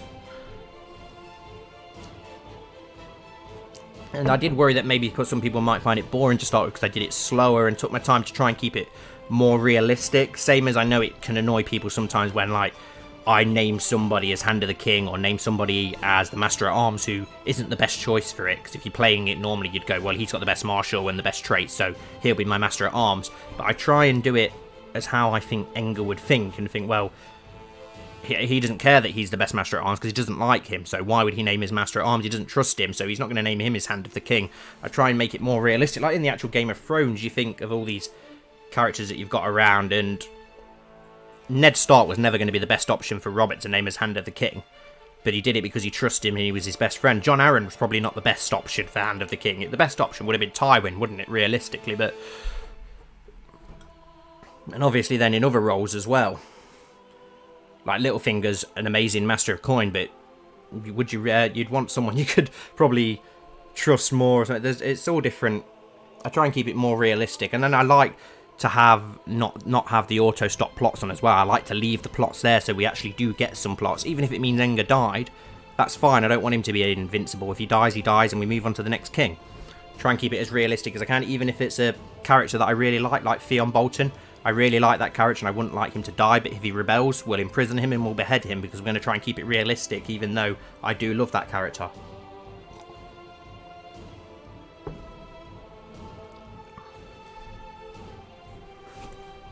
Name Stannis' Hand. If only Stannis was around.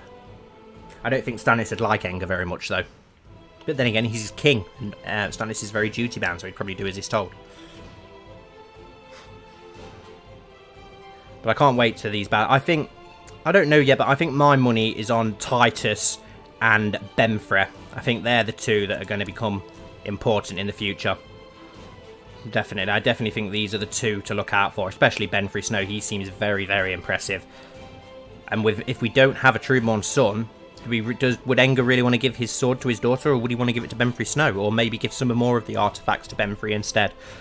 But some of these others could turn out quite impressive. We've got the Lyseni bastard. He could get a lot of backing from Lys, which would be pretty interesting. But it's definitely interesting. Then we've got the Trueborn daughter.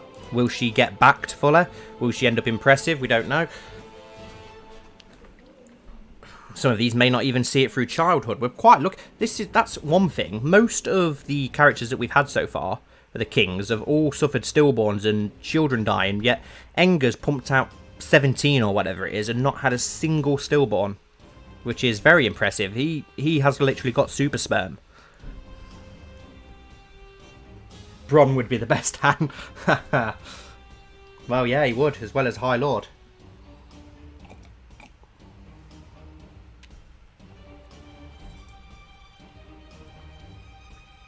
The next William the Conqueror video should be the next video I upload, so I'm imagining it will be tomorrow.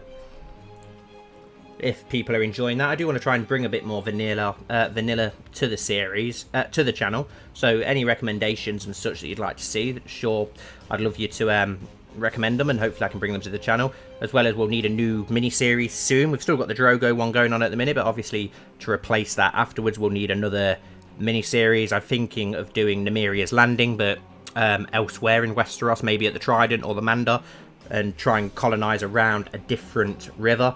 Or maybe not actually play as Nymeria, but play as another Rhoynish lord who brings his people away from Valyria and lands somewhere. Something like that. I think that's definitely the next playthrough that I want to do for a mini-series.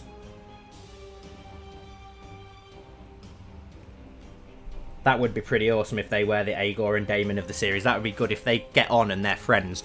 Or we could have them... Obviously, we've got a mixture here of bastards with half... Some of them are half First Man, some of them are half Andal. One's half Lyseni. We could have some rivalries kick up as well, like Bittersteel and Bloodraven, where two absolutely despise each other as well, and it causes trouble. So it will be really interesting. With this many characters, you know there's going to be some sort of trouble at some point with that many children. There's going to be a lot of factions and stuff kick up in the next reign. Especially if we marry one to an Arryn, you could have something kicking off in the Vale. Marry one to a Stark, you get something kicking off in the north. If we conquer the Riverlands, marry one to the Muds, you've got there. We could have Andalia splitting into 3 kingdoms at some point, and lots of civil wars, which would be really cool. Nymor has a big chin.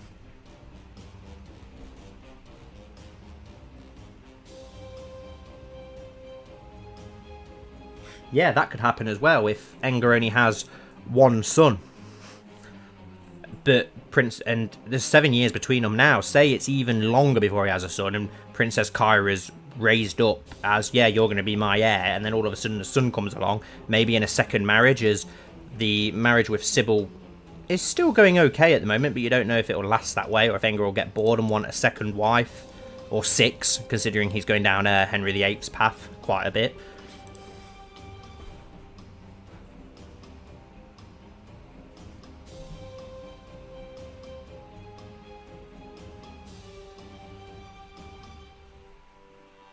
Beric Dondarric, what players the Brotherhood? That would be very hard.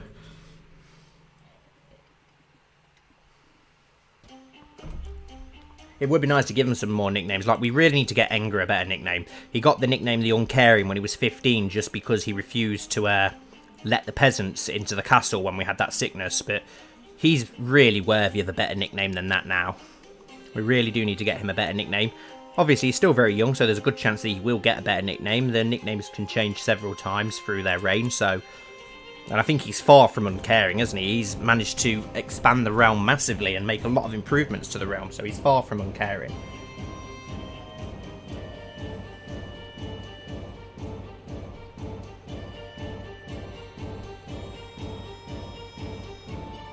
Yeah, that's what I mean. The Lyseni lad could get back in. Or, yes, they could back the... We want our daughter now to be the new queen. And Enger does seem quite smitten by her as well, so that could happen. Until another one comes along who's more impressive. He just seems to...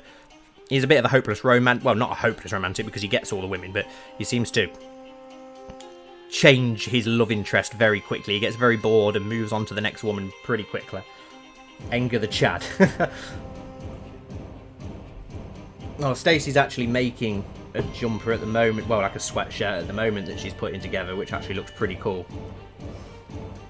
Just as a practice, I'm thinking about doing a giveaway when I get finally hit 2,000, giving away a couple of Grand Maester Stitch sweatshirts and seeing what people think to them.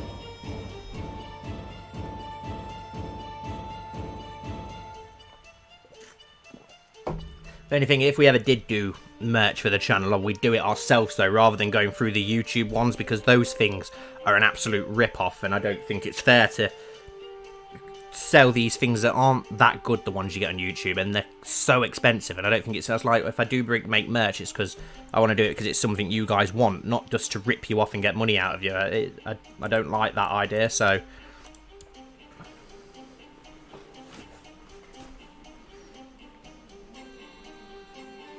That's the thing that's always put me off doing it.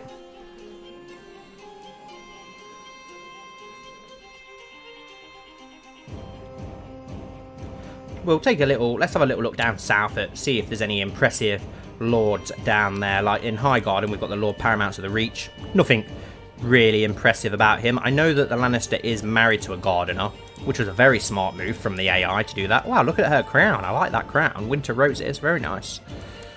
They have got a child as well, a daughter, Princess Lenora, born with a quick trait. So the Lannisters look pretty set for the next generation as well. No, I didn't insult Stacey's work. I was insulting like the ones that you do see on YouTube where they use just the custom one that YouTube recommends, and it's ridiculously expensive for what they are, when they probably cost them a couple of pounds to make, and then they sell them for so much, and I think that's like, you're just ripping off your subscribers by doing that, and YouTube's just making money off the, like, an absolute killing for something that isn't worth it. So like me and Sage said, if we did do it, we'd make it ourselves so we could do it and sell it a lot cheaper, so that it's not ripping people off. Dondarrion is my second favourite. Who's your favourite Stormlander's house then, Uno? We do still have the High Towers in Old Town. We have the Red Winds in the Arbor. A lot of these did get unhoused for no apparent reason at all, so thanks to Chris's help, we have managed to reinstate a lot of them. Got the Beesburys, who have managed to hold on to their land.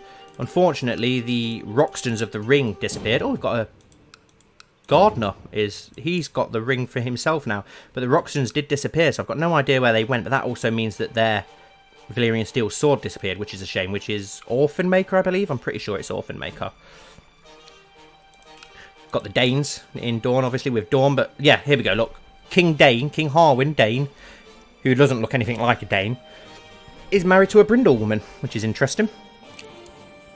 Okay, but his heir isn't the child of the Brindle woman, but his other two are, and they both died stillborn, and I wonder why. Probably because you can't... Queen Bumph of House Blackadder, nice, of the Brindle men. And she worships the dark god. What? How the hell did that even happen? Seriously. That's absolutely ridiculous.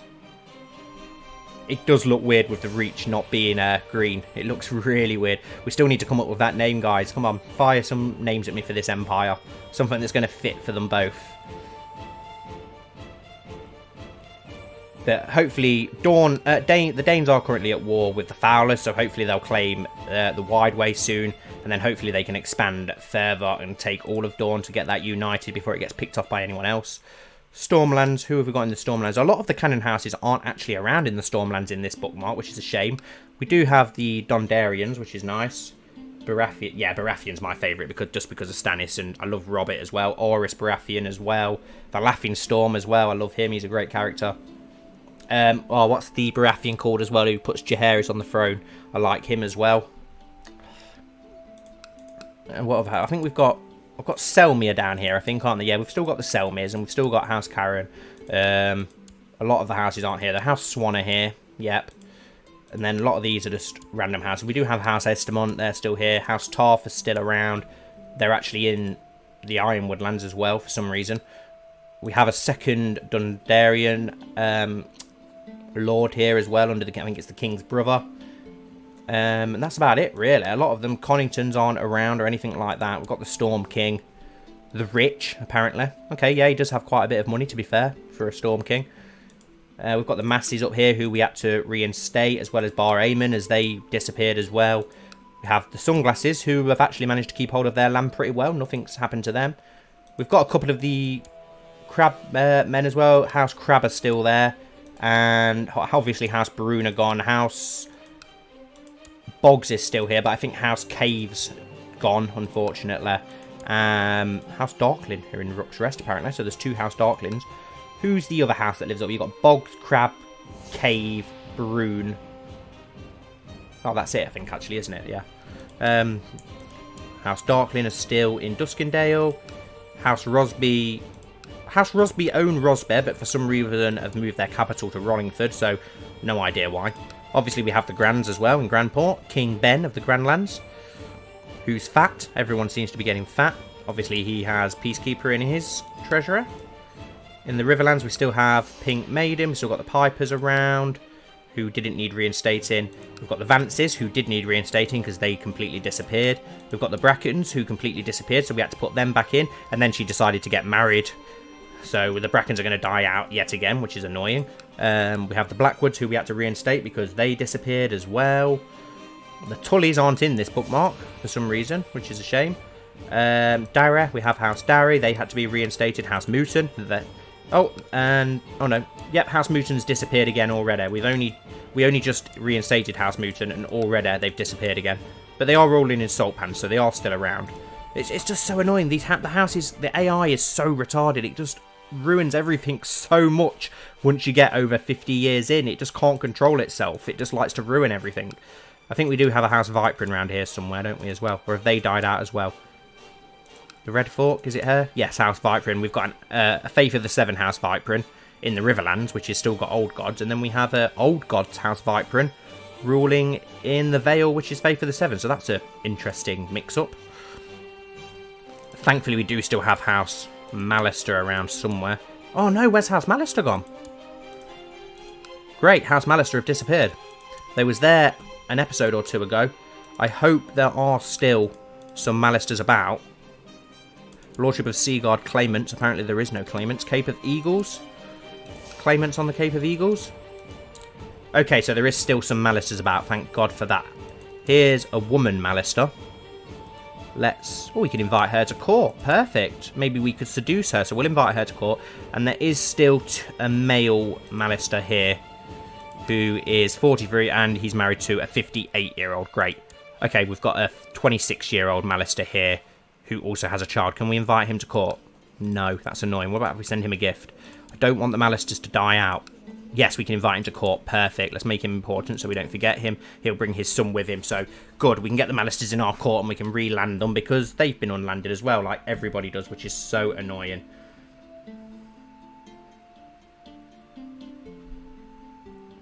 Just make sure that I've not missed any questions or anything like that.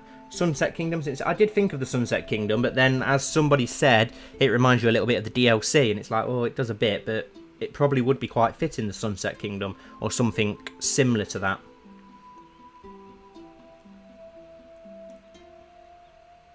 The Dab Empire. Dwayne The Rock Johnson. Empire of Golden Grass. I do quite like that. The Kingdom of Golden Grass.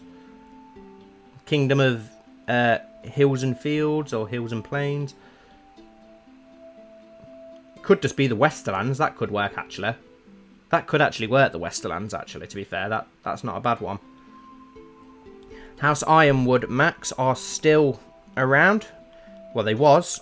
And they're back in Ironwood as well now, so there we go. Lady Elena of the Stoneway, and she has plenty of children, so I think their line is pretty secure. Are the Tarleys still around in Hornhill? Yes, thank God. We reinstated the Mandaleys as well, so they're back. It's so annoying how much they unhouse people. The Fossaways are still around, thank God. House Oakhart are still there. Red Lake, I think the Cranes are back there now. Yep.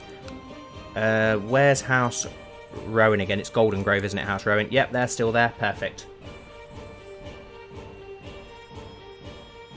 The Kingdom of the Greater Hills, the Green Plains.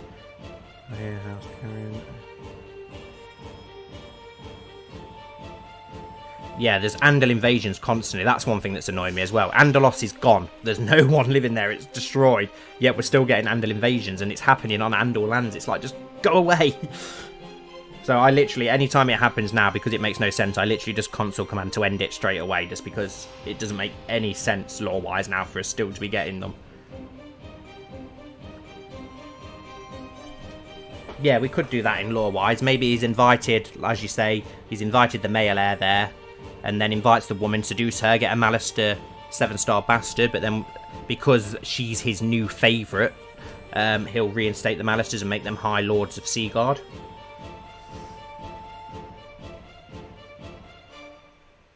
I said what correctly? Ironwood. In half an hour. Okay, I'll make sure that I end it before then for that quiz that you're doing. Is there anything else that you want to see before, or anything you need to check, ask, any history stuff that you want to see before we do end it? So, what are we thinking then for this kingdom? The Westerlands, or what was the other one? I did like the Westerlands because it just fits with what it is. The Westerlands, the rock. So they've kept that name, but then it makes sense for all of it. So the Westerlands could work. Grafton or Corbury law. I think it's going to be the Corburys. They were the first to come. The Corburys were the first to come over to Andalia. They helped us take the North Vale, then they helped us take the rest of the Vale. They have a Valyrian steel sword, which fits nicely as well. I do like the Royces, and they did come over to us as well as we started taking, but the Corburys were the first to come over to us. Also the first Andals as well to come over as well, one of the first ones. Any female royals of the Andalos Empire? No, there's not really anything going on over there at the moment at all. I think we will call it the Westerlands. I think that does go nice, because it's sticking with the Lannisters and what their name is called, and it's just basically expanding it all the way down. So I think the Westerlands will work. Let's go for the, not the Lordship. We want the Kingdom of the Rock. We're not going to be. I'm going to need to change over to them to rename it, so I will do that before the beginning of the next episode, and we'll change that to the Kingdom of the Westerlands. I know Pipe, House Royce are my favourites as well, but I think for the lore-wise and the fact the Corburys have been the most lore, that if we do get a Lord Protectorate, I think the Corburys will make the most sense, but they won't be getting the era. I think the Erie's definitely going to be going to someone of House Sevenstar. Sorry, Lucian, the Arryns have done too much to insult Enger. I don't think Enger would want the Arryns existing in any sort of powerful position like that at all. Yeah, I'll do that, Chris. Yeah, when this is finished, I'll console command over to the King of the Rock, change the kingdom name, and then swap back to Enger.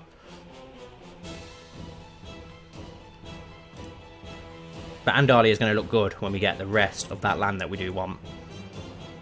I don't even want to look over here. Okay, oh wow, Valyria has expanded quite far eastwards by the looks of it, which is nice. Well, it's not nice, because it's a shame that they won't all just die.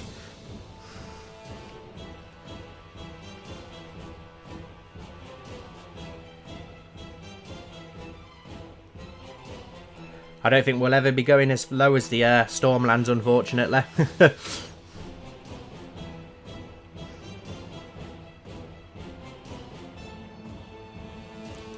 Okay, what? I can't really think of anything else to show unless the stuff that you guys do want to see. I'm going to look at good old King Ambrose. How old was he? 52. How old was Enger when he died? 68. Did Enger really live till 68? Damn, I didn't know he lived to that old. Wow. And good old Lennox. 76, our great grandfather. We do still have Lionel's son, Sir Romand Sevenstar, who's alive. We do need to probably, I might give him that last castle in Sevensport. His daughter's still alive as well, Scepter Freya Sevenstar, who did have a daughter. Where is she a Scepter? Sept of the Tooth. Oh, okay, in the Bloomlands. Interesting.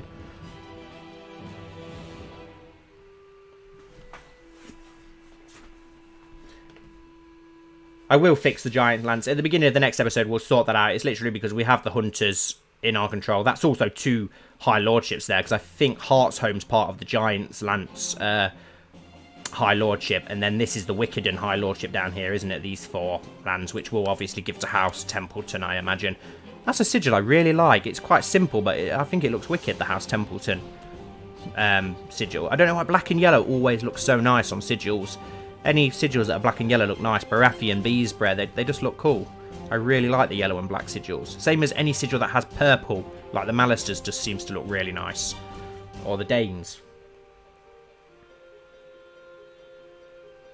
The Pet Wolf, that would be such a good nickname for him to go down in the history books as the Pet Wolf. That's pretty funny.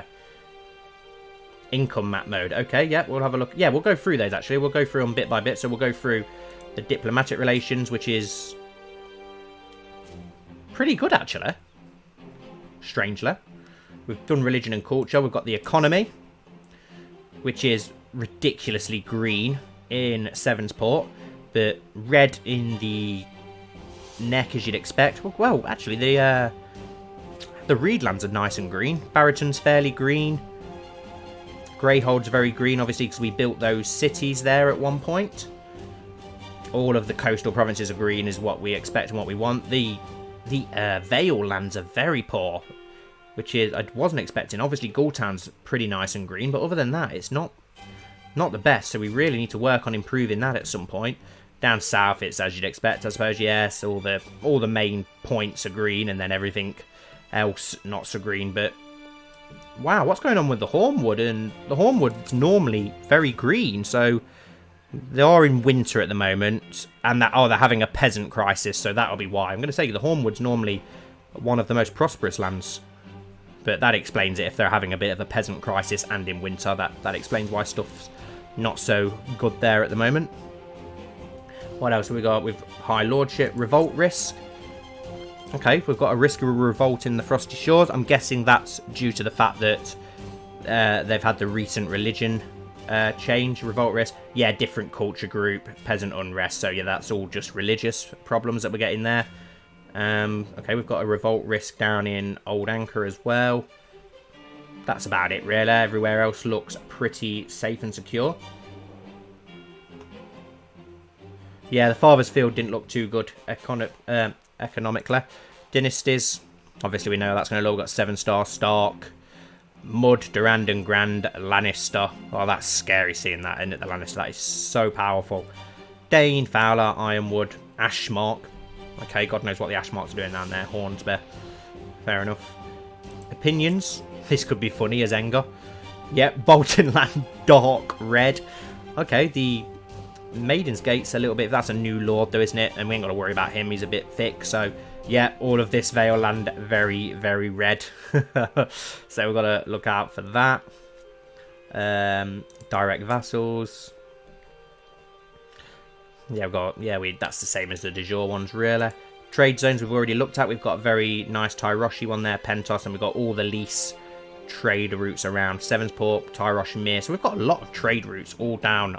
With us having all of this eastern coast, we literally get most of the trade, don't we, from Essos, which is really nice.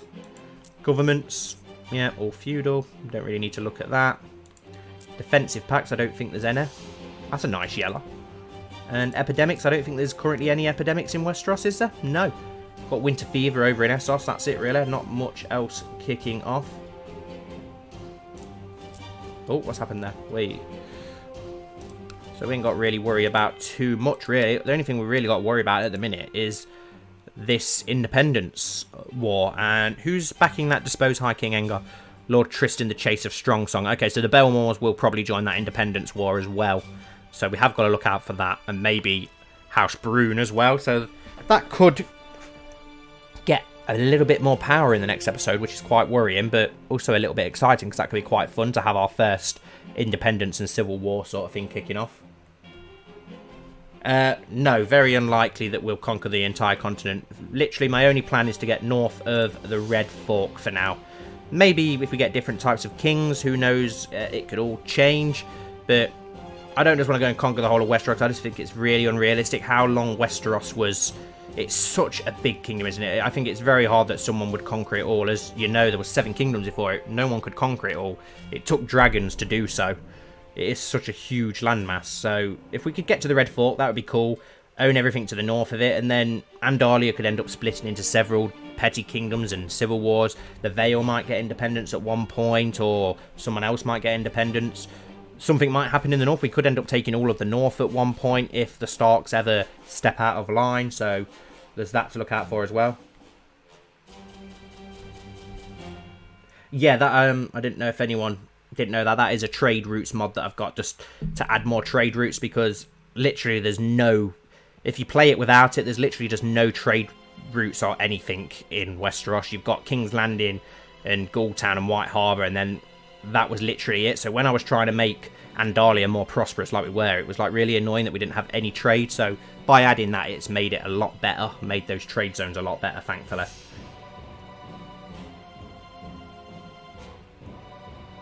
Will you get the one province that looks like it should be Riverlands, but it's in the Westerlands? Do you mean, which one have we got?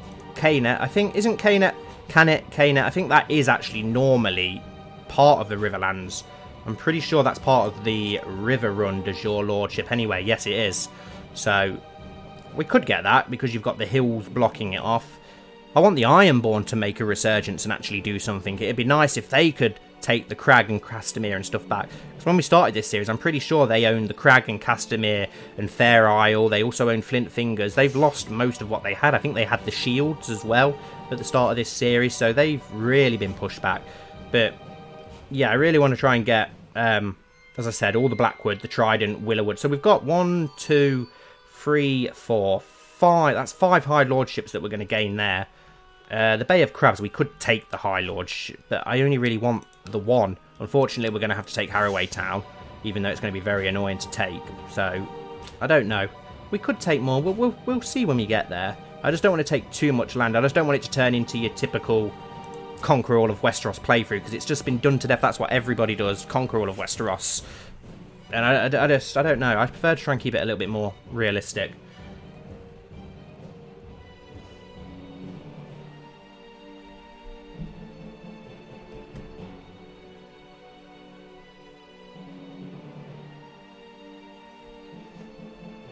We may, with the Iron Islands, say they keep raiding us, we may just go over there, like you say, and Andalize them, yeah, and then put a Lord Paramount in there, and then just not worry about them again, just let them do whatever they want, as long as they're not bothering us. You could always make an alliance with them. Say if we get into war with the Westerlands, we can make an alliance with the Iron Islands to help them claim some of the Westerland lands, just to try and keep them off of us. I do think that it's going to turn into a bit of a freeway skirmish for the Trident. I think the Trident, as always, I think is going to be doomed, especially now we've got the Era, and that's their allies gone. I think we're going to eat away at the north, the Rock's going to eat away at the west, and obviously the Stormlands are... They keep trying to eat away at it, as well as I think the Grandlands is also going to fall at some point. I think they already would have fallen to the Stormlands if not for the fact they've got an alliance, but they are under siege because I think the Rock and the Reach are trying to take Tumbleton and stuff away from them, so the Grandlands and the Trident are doomed. I think we're going to end up with 3 kingdoms, to be fair. I think we're going to end up with Andalia, the Westerlands and the Stormlands conquering everything here. And then it'll be interesting to see what Dawn do. Maybe the Danes can unite it all and just keep it independent. We'll see what happens. They'll probably just be how Dawn always have been, just sort of out of the way and keeping to themselves.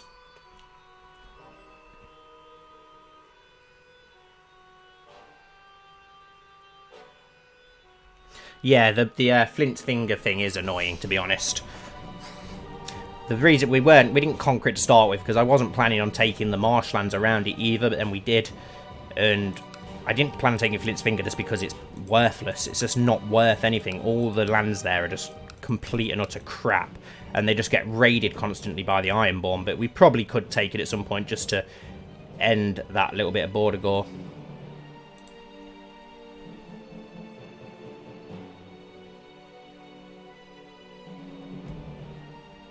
Rosby was long ago, but not so much anymore. I think that ship's sailed long ago. We do have the Rosby branch of Andalia, but that's probably soon going to die out. It's one 9-year-old girl, and the heir is Enga, so she could accidentally have an accident just to give us a bit of land to give away to somebody. Wow, Duke, wow, where have you been? It is good to see you back. It's glad. We were a bit worried because you were fairly active and then just completely disappeared. We all do remember you. One of the very, very first members of the Discord. And I also remember you because you was a very big Stannis fan. So, of course, I'm going to remember you. But, yeah, that's nice to see you back. It has been a long time since we've seen you. We're glad you're alive.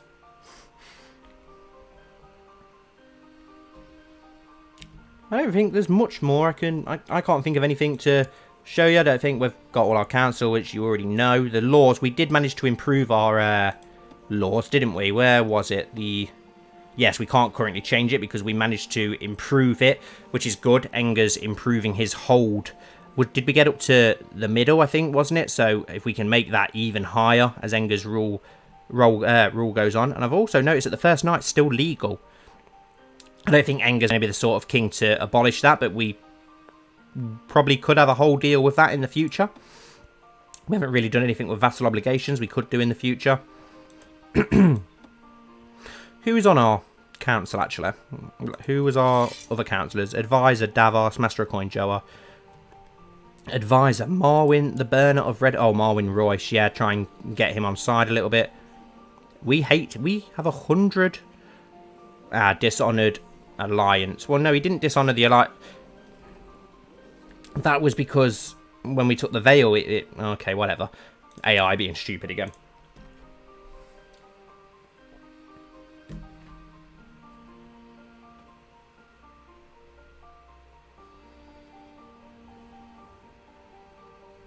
Yeah, Duke was one of the very first to join the Discord.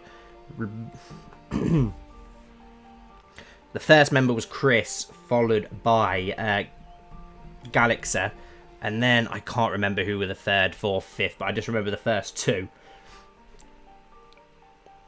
Back when the Discord was teeny tiny, and now it's got pretty big. How many members have we got now? I think we're closing in on about 250 now, aren't we?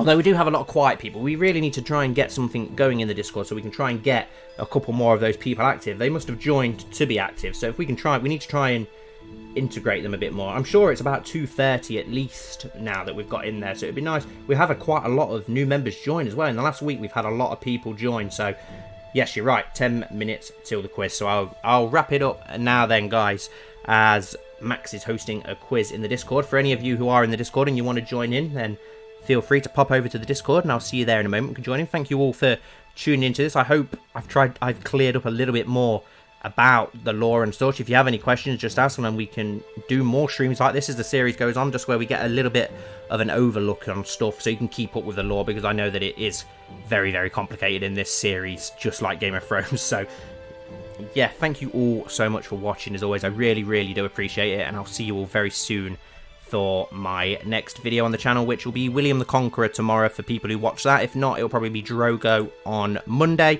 and then hopefully Knights of the North again on Tuesday, Wednesday.